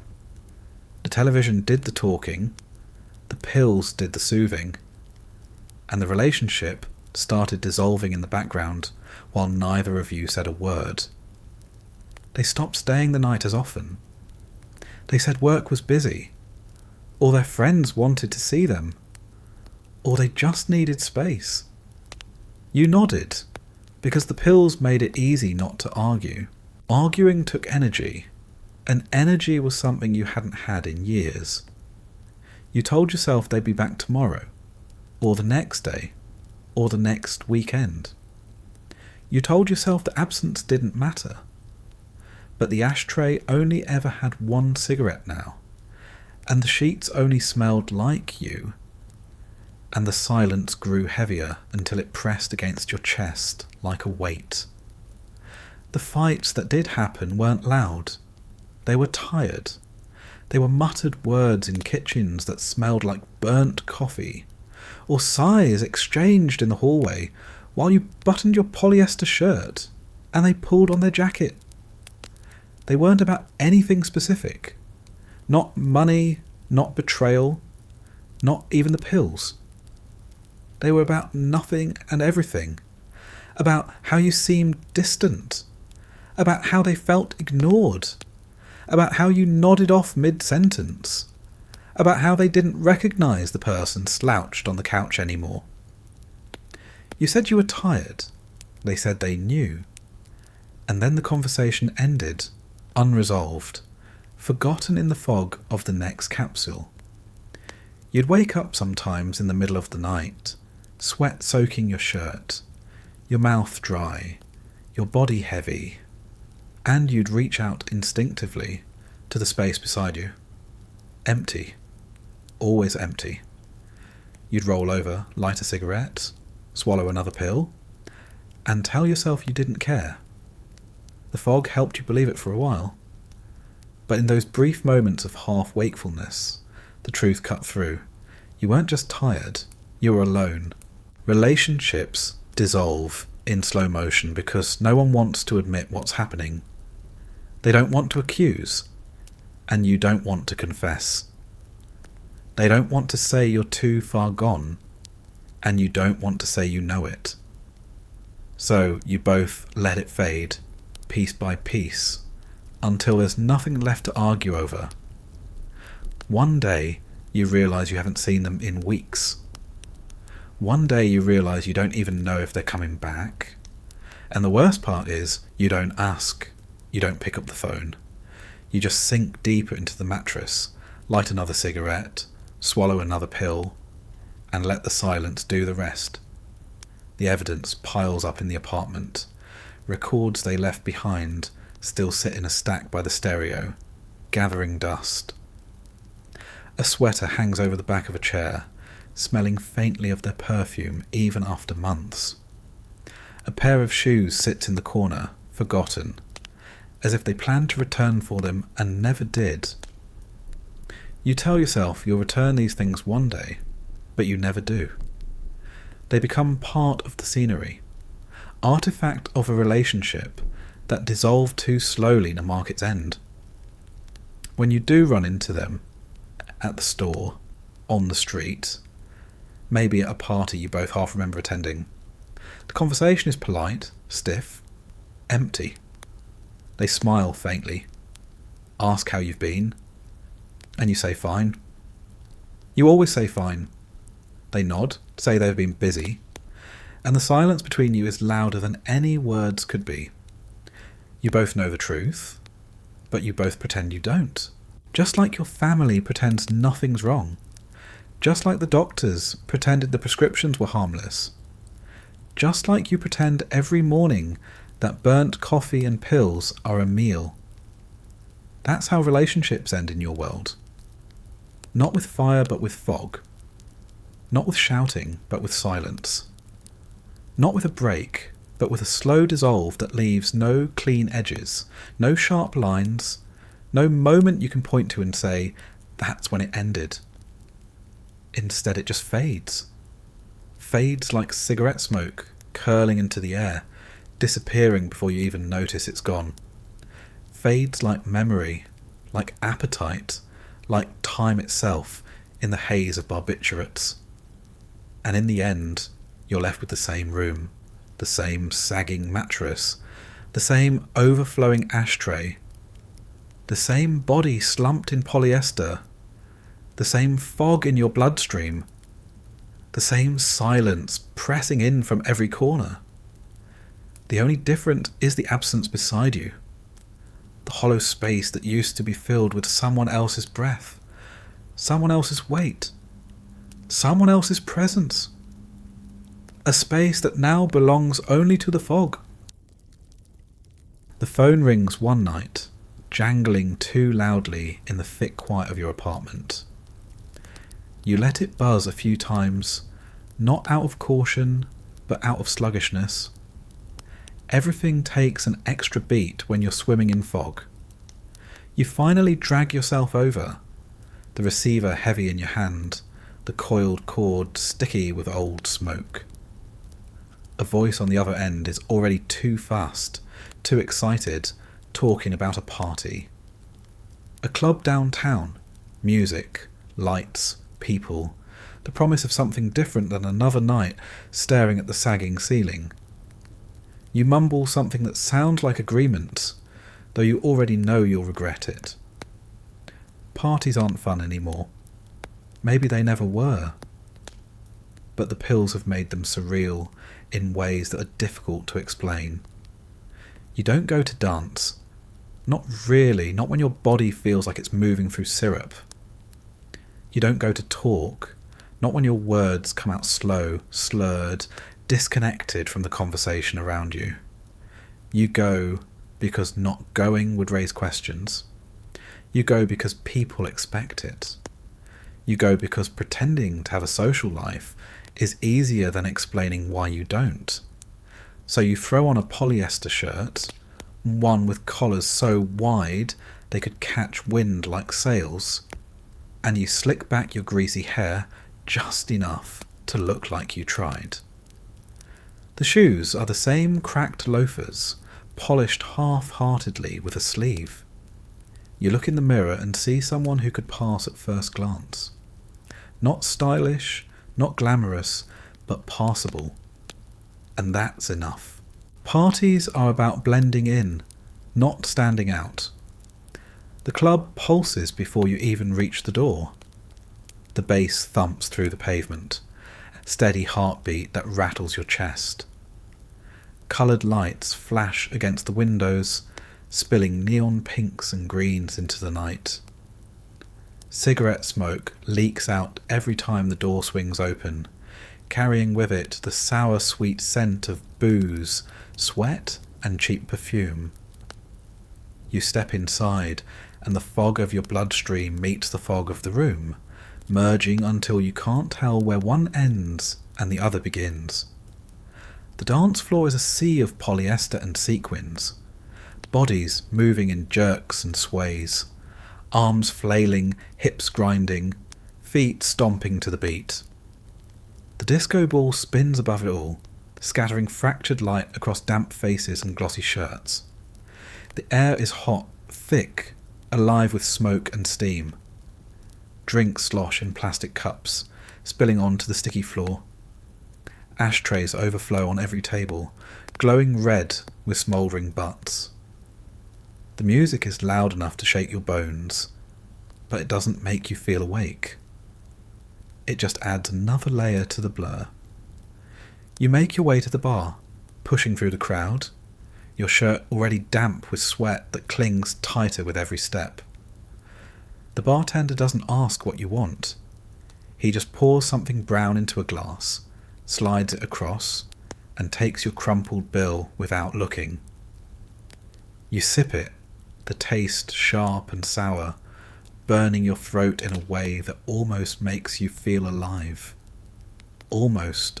But the pill you took before leaving dulls it, turns the burn into a hum, and soon the drink is gone without leaving any trace of itself.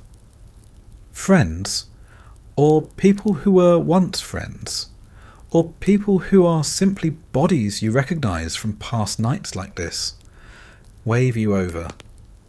They're louder than you remember, their laughter too sharp, their voices too fast.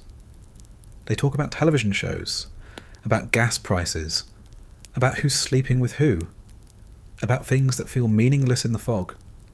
You nod, you smile faintly, you light another cigarette. The smoke fills your lungs, the ash scatters on the table, and you let their words wash over you without absorbing them.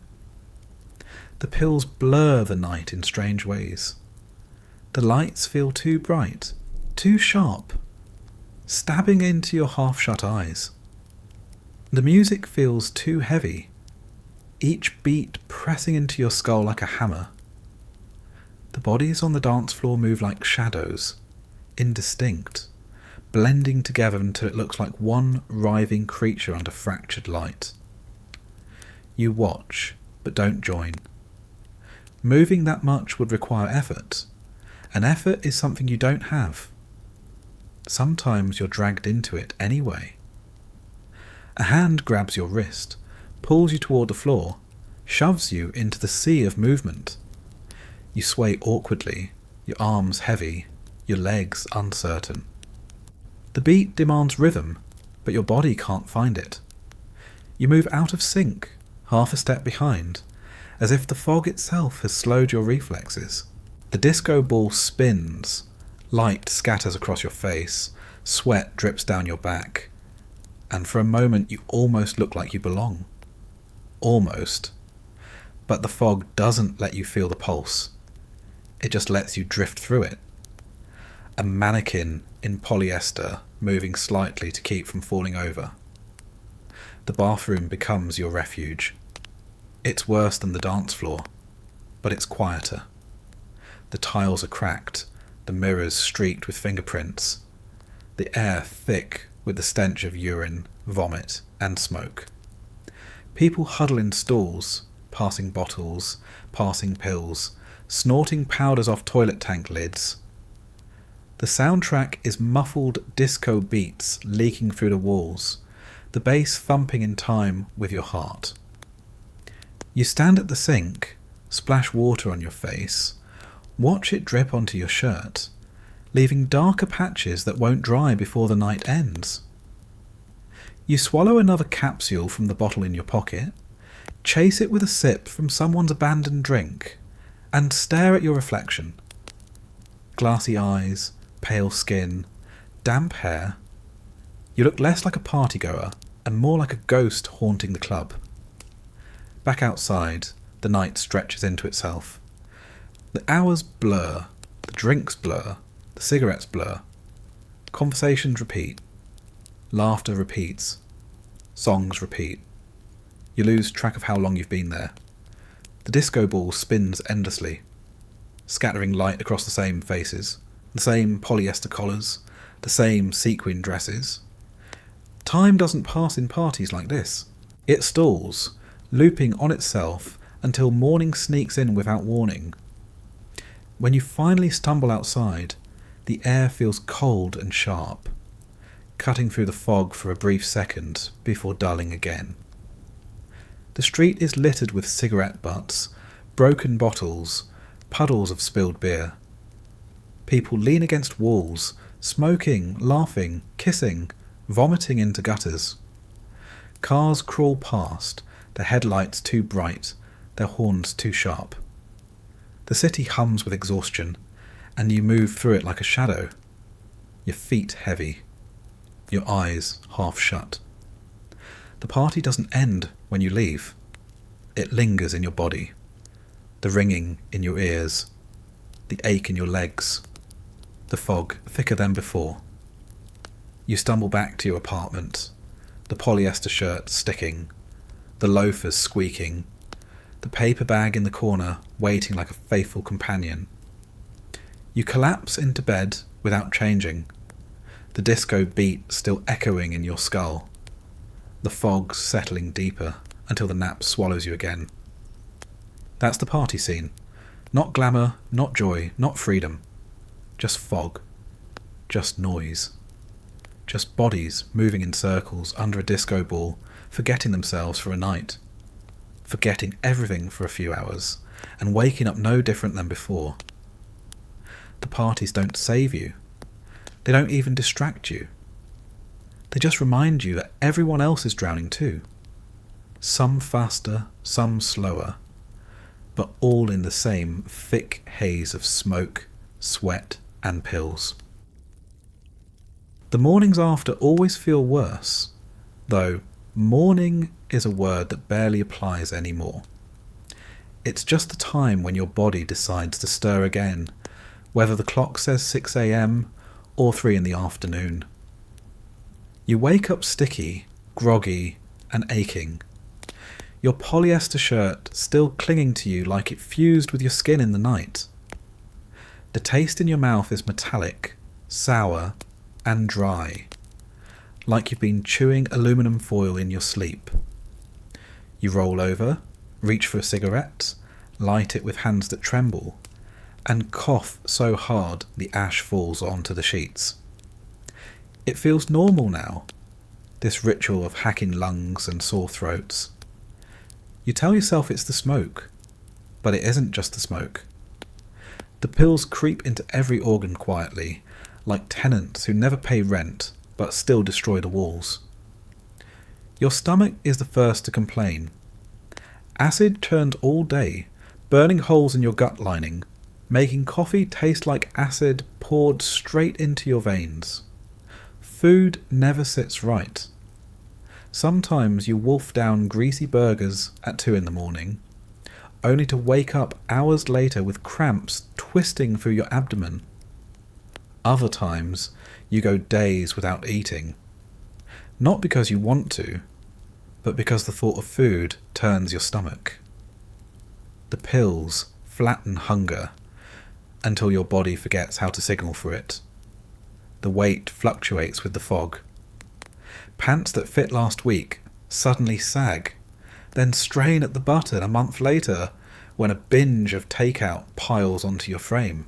Your face puffs up sometimes, a swollen softness that looks more like bloat than fat. Then it hollows out again, your cheeks sunken, dark circles under your eyes, so deep they look bruised. People notice, but they don't ask. They just say you look tired. Tired is easier than sick. Your skin betrays you too. It breaks out in rashes that sting when sweat soaks into them. Blotches that spread across your arms and chest like maps of places you'll never visit. Sometimes your hands itch, sometimes your scalp burns, sometimes hives bloom without warning. You blame the laundry detergent, the polyester, the weather. You never blame the pills, because no one else does either. Doctors call it stress. Friends call it bad luck. You call it life. Then there's the liver. You don't see it, but you feel it. A dull ache under your ribs. A heaviness that grows as the weeks blur together. You convince yourself it's nothing. Maybe you slept wrong. Maybe it's gas. Maybe it's a pulled muscle. But deep down, you know your liver is working overtime, filtering every capsule you shove into your mouth, every drink you wash it down with, every cigarette dragging tar into your blood. You don't feel the damage immediately. That's the cruel part. It builds in silence, cell by cell, until one day it doesn't. Your heart doesn't escape either. It races when you're lying still, pounding against your chest like it's trying to escape. Other times it slows so much you wonder if it might stop. The rhythm is off, unpredictable, frightening if you were awake enough to care. But the pills keep you too fogged to panic. You notice only when you climb stairs and find yourself gasping, your shirt clinging with sweat, your pulse hammering in your temples. You lean against the wall, pretending to tie your shoe, waiting for the dizziness to pass, hoping no one sees you. Your lungs are in on the betrayal too. Every cough rattles deeper. Every inhale feels shallower. The cigarettes don't help, of course, but neither does the sedation. You spend whole days slouched in bed, smoking one after another. The air so thick you might as well be drowning. Your chest tightens more often now, a pressure that makes you light-headed, a wheeze that lingers even when you're not sick. You tell yourself it's just a cold, just the weather, just another cough like everyone else has. You never admit it's the pills slowing your breathing, pressing on your chest like an invisible weight. Even your brain turns against you, though you don't notice in obvious ways. At first, it's just memory slipping, forgetting where you left your lighter, forgetting if you paid the rent, forgetting if you already swallowed 2 capsules or 4. But then it gets worse. You forget entire conversations, entire days, entire people. Someone greets you on the street, and you stare blankly, unable to place their face.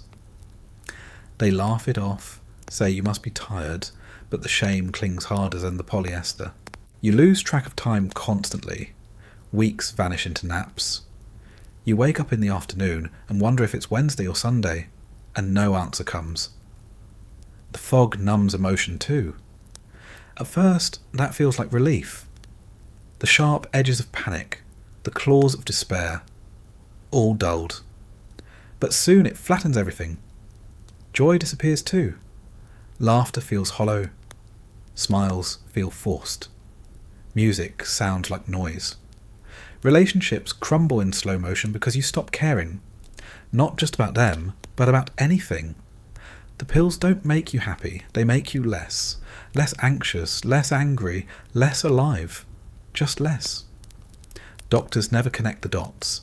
They pat your shoulder, say you look run down, scribble another prescription. They call the rashes allergies, the coughs bronchitis, the weight swing stress.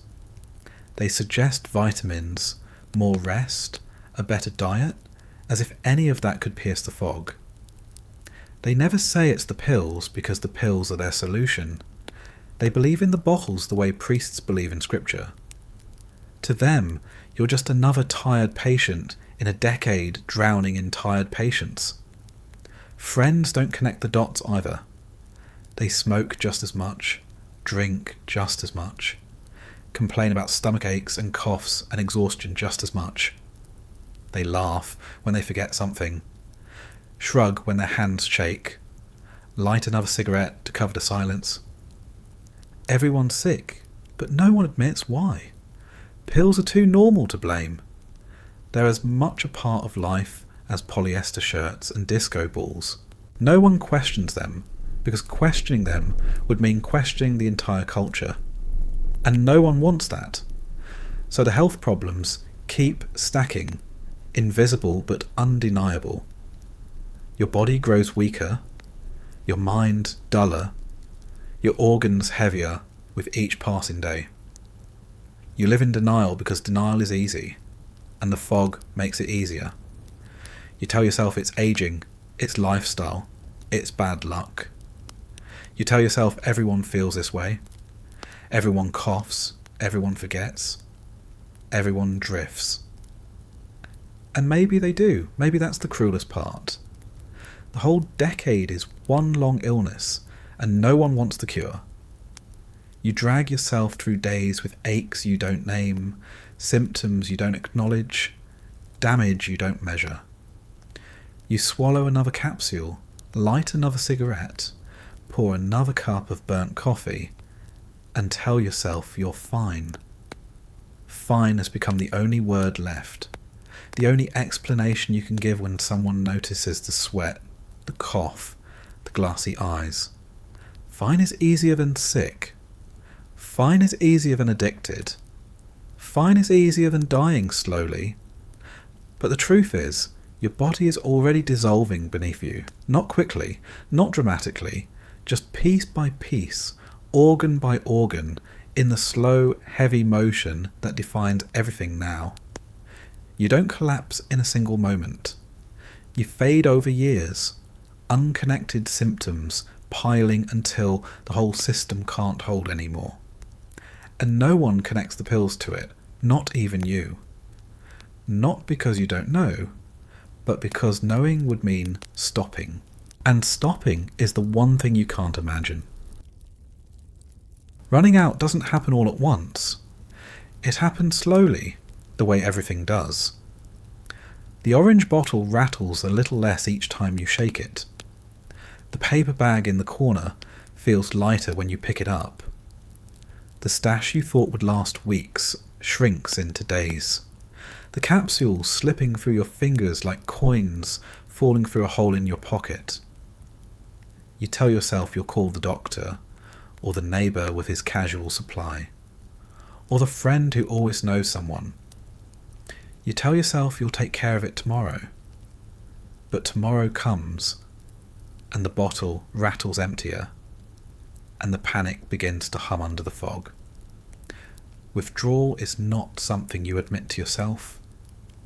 You've seen it in other people, the shaking, the sweating, the muttered promises to quit that never stick. You've read about it in newspapers when celebrities collapse in hotel rooms. You've laughed about it when a friend couldn't make it through a night without slipping into the bathroom to swallow another capsule. But you've never let yourself imagine it for you. Until now. Until the day you shake the bottle and nothing comes out. At first, it feels like restlessness. You pace the room, your polyester shirt clinging with sweat, even though the air is stale and unmoving. Your legs won't sit still. Your hands keep tapping against your thighs. Your eyes dart from the ashtray to the clock, to the curtain and back again. You light a cigarette, then another, then another. The smoke so thick it stings your eyes. None of it calms you. The fog that once dulled everything is thinning, burning off like morning mist under a cruel sun. The edges of the world are sharper, and not in a way that feels alive, in a way that feels unbearable. The nausea comes next. Your stomach knots, your throat tightens, your body revolts against itself. Food is out of the question. Even water feels dangerous, sloshing in your gut like acid.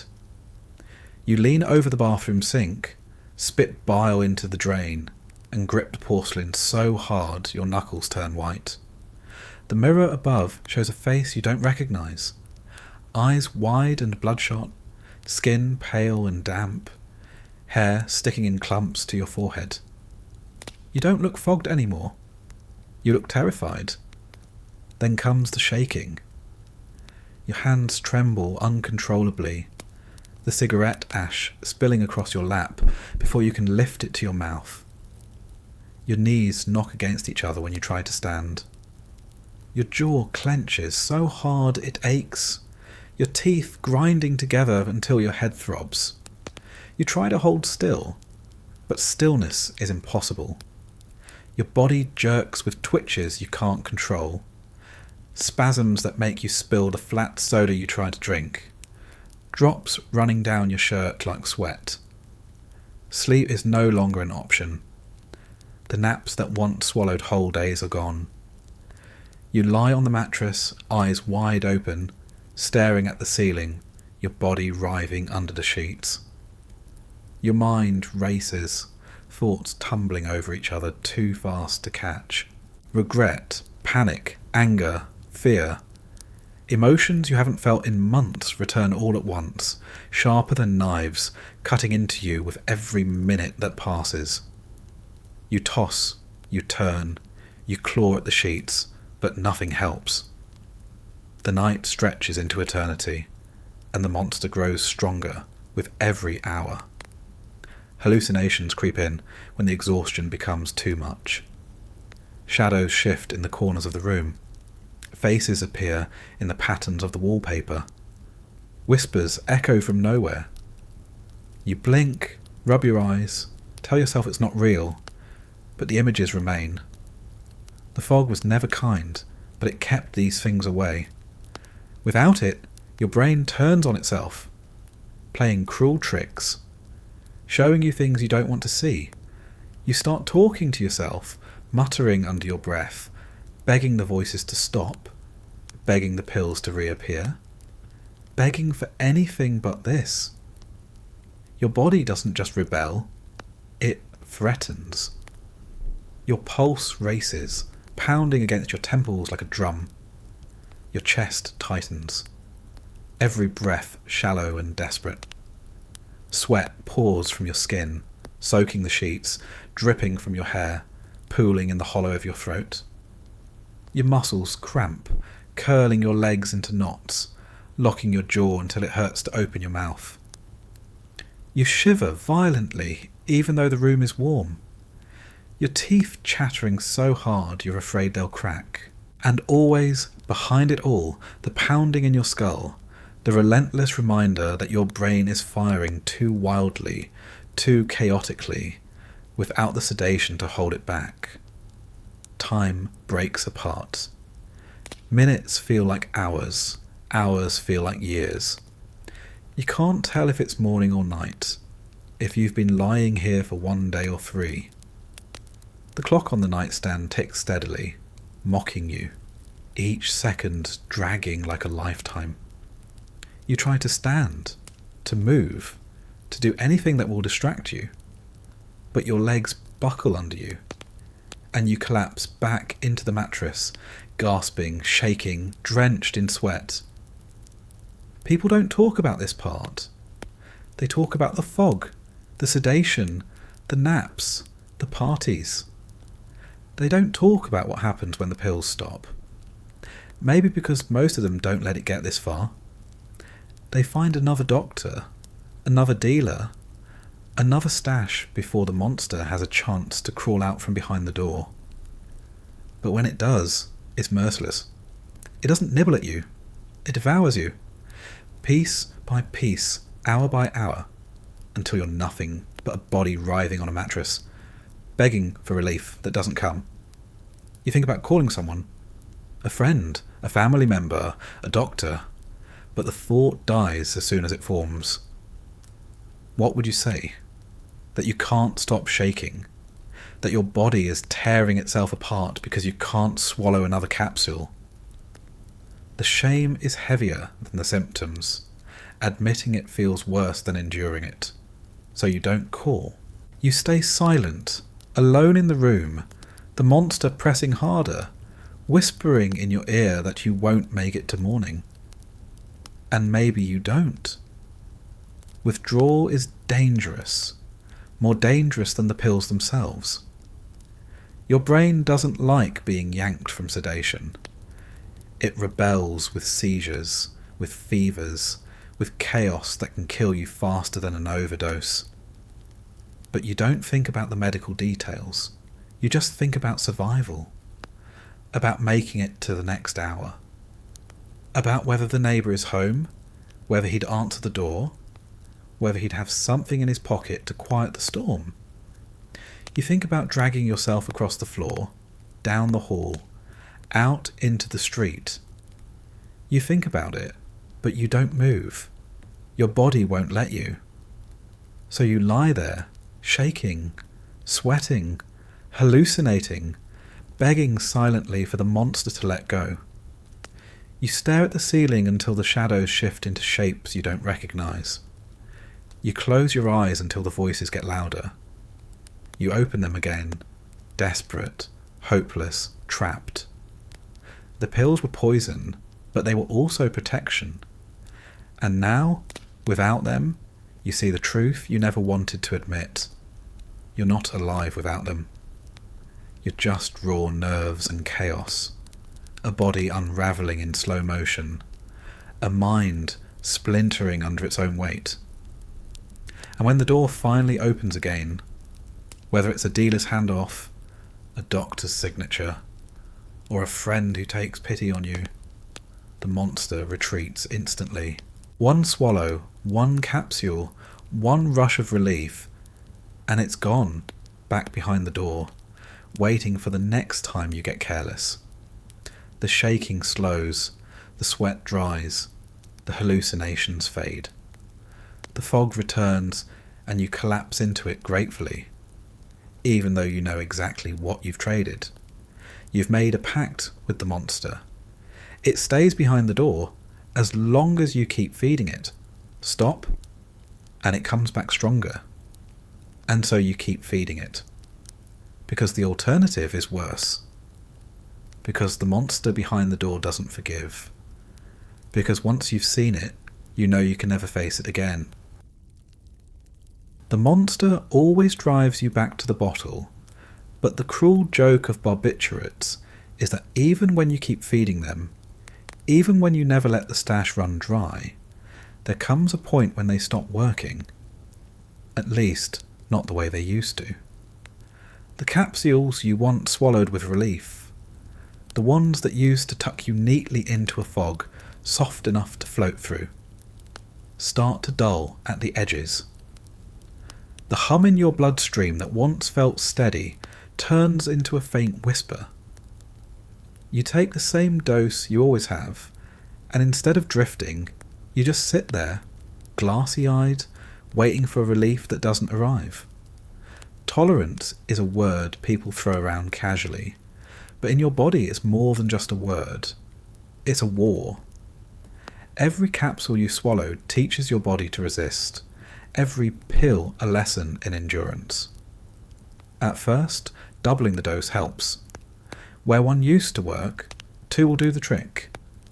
But then 2 become 3, 3 become 5, and before long, you're swallowing handfuls that could flatten someone else. You chase the fog, desperate to recreate the feeling that used to come so easily, but it keeps slipping away, just out of reach. The mornings are the first to betray you. You wake up heavy, groggy, sweating through polyester sheets, the cigarette you lit before collapsing burned out on the nightstand. You roll over, reach for the bottle, shake out 2 capsules, swallow them with stale water, and wait. The fog doesn't come. The nausea does. The pounding in your skull does. The dry mouth, the shaking hands, the irritability that makes you want to throw the radio across the room, all of it comes. But the pills sit in your stomach like chalk, doing nothing but reminding you how badly you need them to work. So you add coffee, bitter and burnt, just to push them down. The combination churns in your gut, a cocktail of acid and sedation that leaves you queasy but not calm. You light a cigarette to cover the taste, cough so hard you spill ash across your lap, and slump back into the mattress, waiting for the relief that doesn't arrive. Hours pass, the fog doesn't come.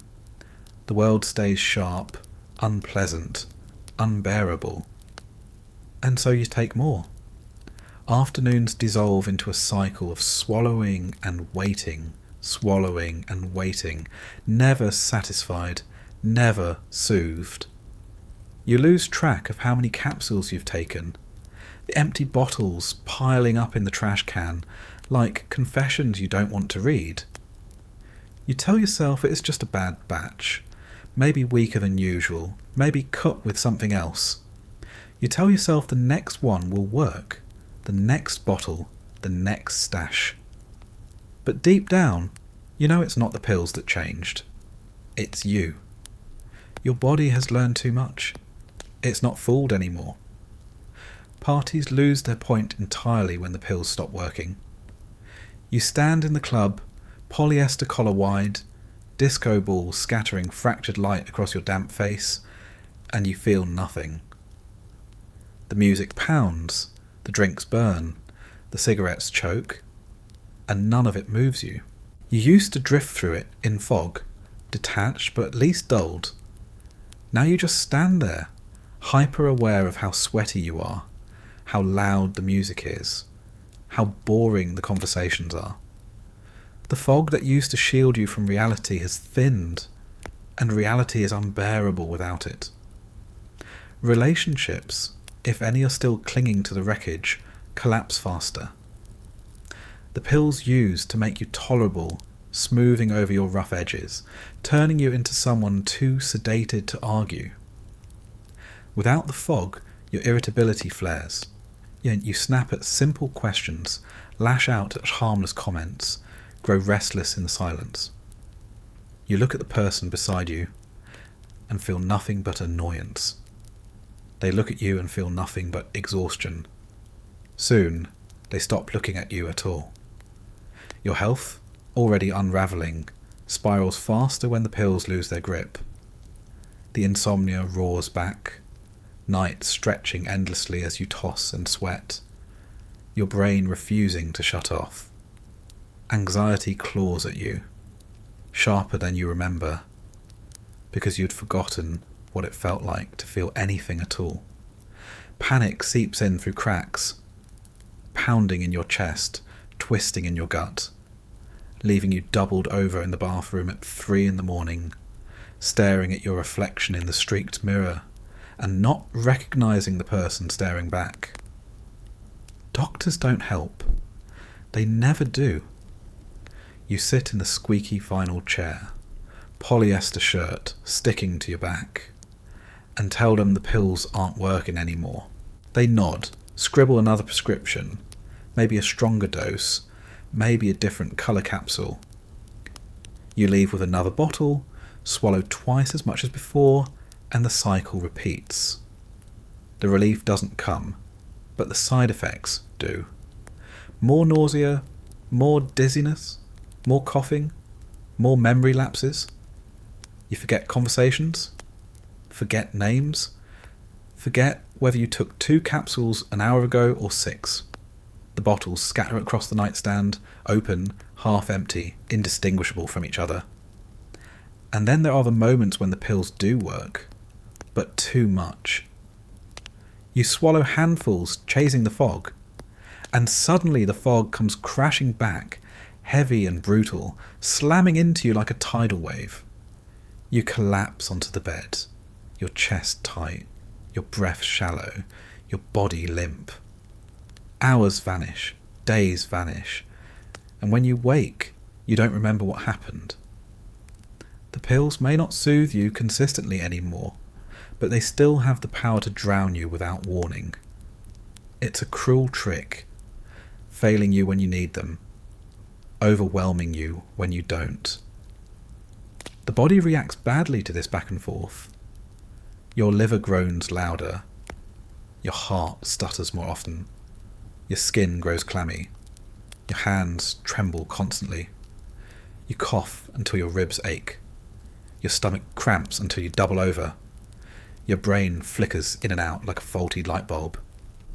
The fog isn't protective anymore, it's corrosive, but stopping isn't an option. You've seen the monster behind the door, and you'd rather swallow chalk all day than let it out again. The days blur worse than ever. Not in the soft, dreamy way they used to, but in a jagged, chaotic way that leaves you unsure whether it's Monday or Friday. Whether you've eaten at all, whether you've spoken to anyone in days. The naps don't come, and the rest doesn't come.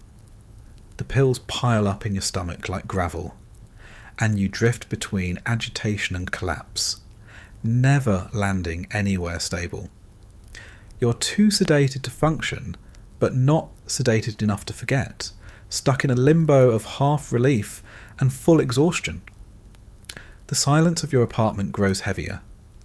The records on the shelf gather dust. The phone rings less and less. The visits stop altogether. The world outside keeps spinning. Disco beats, gas lines, news reports. Families eating casseroles in living rooms filled with cigarette smoke. But you're no longer even drifting alongside it. You're pinned in place, body failing, pills failing, waiting for a relief that will never return. That's when the truth becomes unavoidable, though you still don't say it out loud. The pills don't work anymore. They've taken everything they can from you, and they're still hungry. You swallow them anyway, because stopping is unthinkable. But you know you're chasing something you'll never catch again. The fog you once relied on is gone. All that's left is the habit, the swallowing, the waiting, the smoking, the collapsing, the ritual without the reward. And so you keep going, because what else is there? You can't stop. You can't go back. You can only keep swallowing capsules that no longer soothe you, lighting cigarettes that no longer calm you, pouring coffee that no longer wakes you, and waiting for a relief that never arrives. That's when the pills stop working. Not in a single moment, not in a dramatic collapse, but in the slow grind of tolerance, side effects, and diminishing returns. They stop working, and you keep working for them anyway, because the monster behind the door is worse than the emptiness they leave behind. The end doesn't come with flashing lights or dramatic music. It comes the same way everything else has in this fogged out life. Slow, heavy, and anticlimactic. You don't notice it at first, because you've been circling it for years. Every nap that lasted too long, every night you forgot to eat, every morning you swallowed more capsules than you meant to, all of it was rehearsing for this. The body rehearses failure the way a record skips over the same groove again and again. Eventually, the needle doesn't just skip. It breaks. The days blur. Not in the dreamy way they once did, but in the jagged, disjointed way of a system shutting down. You can't tell anymore if the dizziness is from too many pills or not enough. You can't tell if the nausea is withdrawal or overdose. You don't even care to know. You swallow whatever is left in the paper bag, light another cigarette, and hope it takes the edge off. Sometimes it does, sometimes it doesn't. Sometimes it knocks you out for hours, sometimes it keeps you wide awake in the dark, with your chest pounding like a trapped animal. The body has stopped listening to your demands. It does what it wants now. Friends, if they're still around, stop knocking. They got tired of you missing plans, of you slumping half-conscious at the bar, of you snapping for no reason. They mutter that you've changed, but they don't say it to your face. They just stop calling. Family gave up long before that, choosing silence over confrontation, casserole dinners over messy interventions. Nobody stages a rescue. Nobody drags you to a hospital. They just fade from the picture the way you faded from theirs. So you sit in the apartment, curtains drawn, air stale, ashtray overflowing, body sinking deeper into the sagging mattress. Cigarette burns dot the sheets like constellations. Bottles litter the nightstand, some empty, some half full, all of them blending together into the same meaningless blur of plastic and glass. You cough until your chest rattles, wheeze when you climb the 3 steps to the bathroom, groan when you bend down to pick up something from the carpet. The pills don't help anymore, but you keep taking them, because stopping is worse, because the monster behind the door waits, and you'd rather crawl toward nothing than open it again. The collapse happens quietly. One night, you lie back on the mattress, polyester shirt sticking to your skin, cigarette burning in your hand. The smoke curls toward the ceiling. The ash drops onto the shag carpet, and your eyelids grow too heavy to keep open. You've been here before, countless times, but this time your chest doesn't rise as steadily. Your breath comes shallower, slower, until it sounds more like a sigh than a rhythm. The cigarette burns down to the filter, drops from your hand, and smoulders against the carpet. The room fills with smoke, but you don't notice. Your body is too busy slipping away, system by system, until nothing's left to hold on to. There's no audience. No one bursts in to save you. No one calls your name or shakes your shoulder. The neighbours might notice the smell later, or the absence of movement, or the silence that stretches too long. Someone might mention they hadn't seen you in a few days. But when the end comes, it's just you, the mattress, the ashtray, the pill bottles, and the fog that finally swallows you whole. The discovery is as unremarkable as the life that led to it.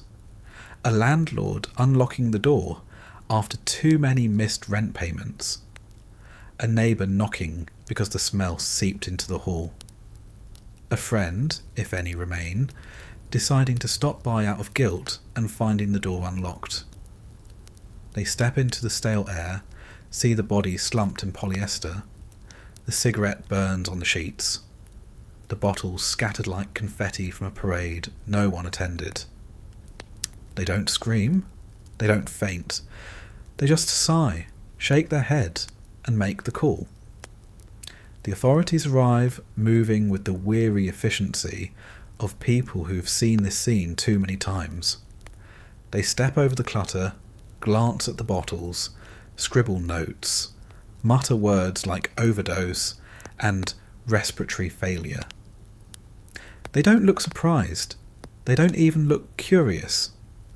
It's just another body, another report, another line in a long list of endings exactly like this.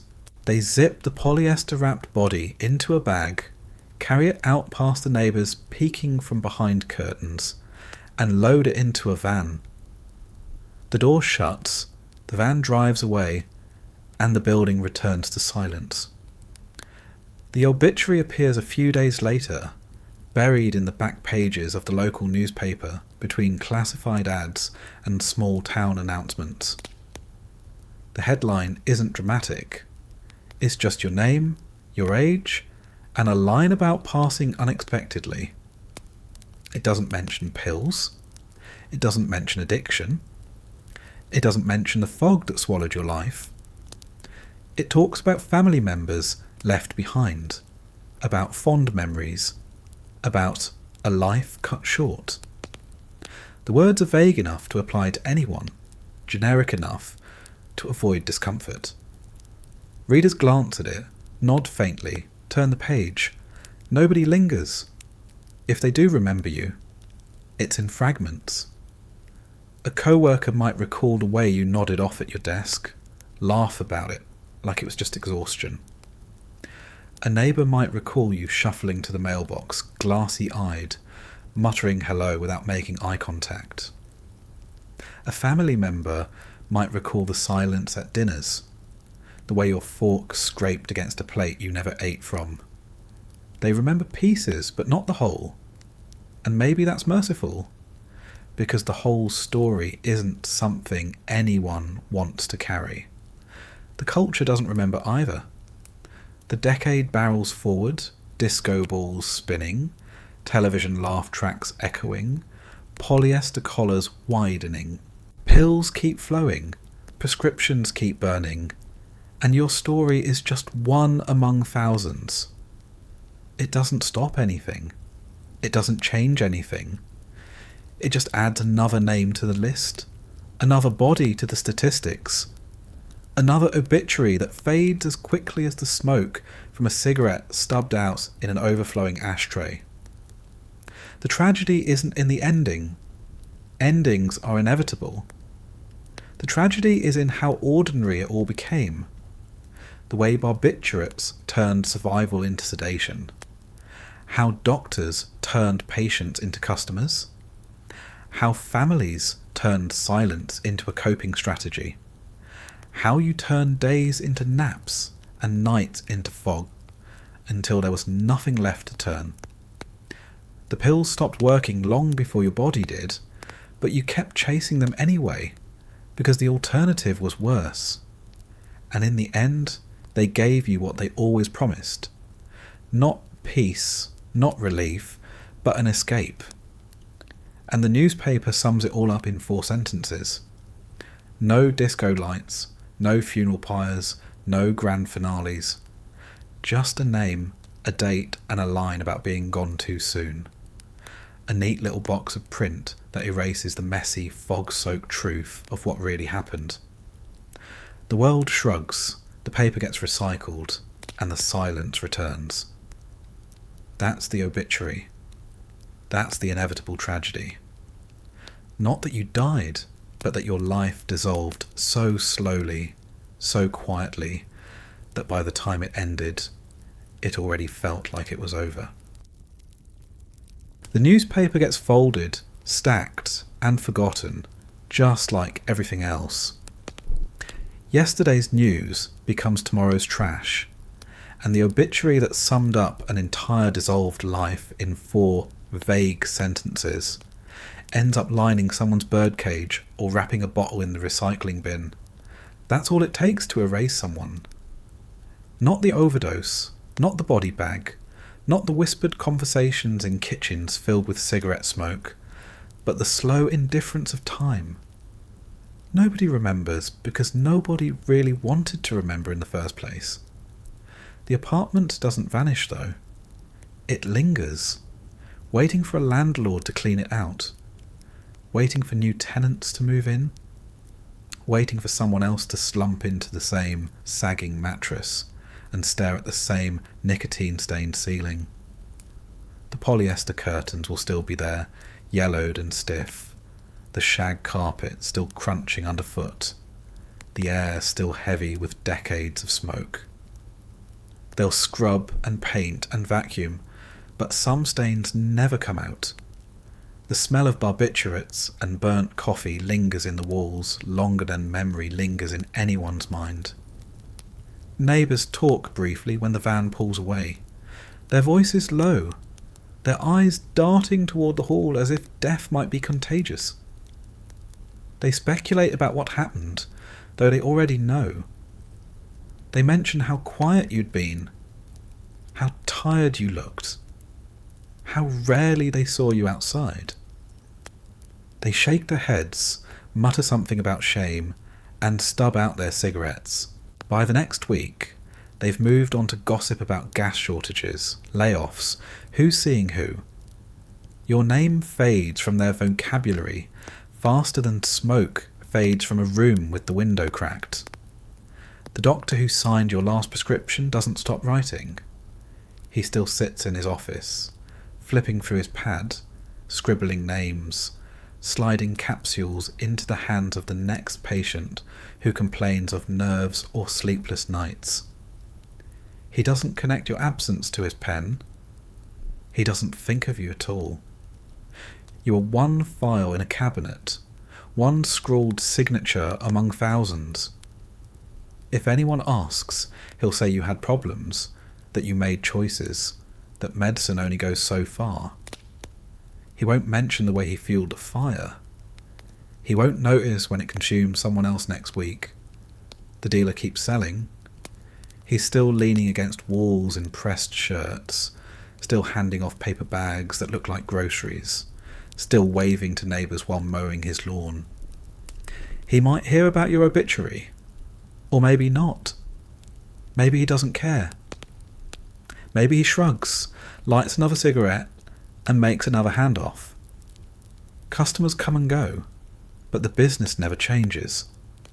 Your death is just a ripple in an endless current. Family sits around the table again, the same plastic slipcovers squeaking under their weight, the same casserole steaming in the centre, the same ashtrays filling with butts. They don't say your name, not directly. Someone mentions they miss you. Someone else says, at least you're at peace now, and then they all go back to talking about prices at the grocery store, or the plot of last night's television drama. Silence fills in the rest, thick and suffocating, but no one acknowledges it. Pretending was always easier, and now it's permanent. Friends, if any still count as that, shrug when your name comes up at bars. They'll say they saw it coming, that you were always tired, always fogged, always absent even when you were in the room. They'll clink glasses, laugh too loudly, and swallow their own capsules between sips of beer. They won't linger on the memory, they can't afford to. If they look too closely at your ending, they might see their own waiting behind the same door, and life keeps going. Disco balls spin, records skip, polyester sticks to sweaty skin under flashing lights. Doctors keep scribbling. Pharmacies keep dispensing. Dealers keep handing out paper bags. Families keep pretending. The machine doesn't stop because one person fell out of it. It never does. You are one of thousands, and thousands more will follow, all swallowed by the same fog, all erased by the same silence, all reduced to the same 4-sentence obituary buried in the back pages of a local paper. That's the inevitability. Not the tragedy itself, but how unremarkable it becomes. Addiction doesn't end with fireworks or headlines. It ends with naps that never end, with ashtrays overflowing, with curtains yellowed by smoke, with bodies zipped into bags while neighbours whisper behind half-closed doors. It ends with silence. And silence isn't dramatic. It's just heavy. Heavy enough to flatten you. Heavy enough to linger in rooms long after you're gone.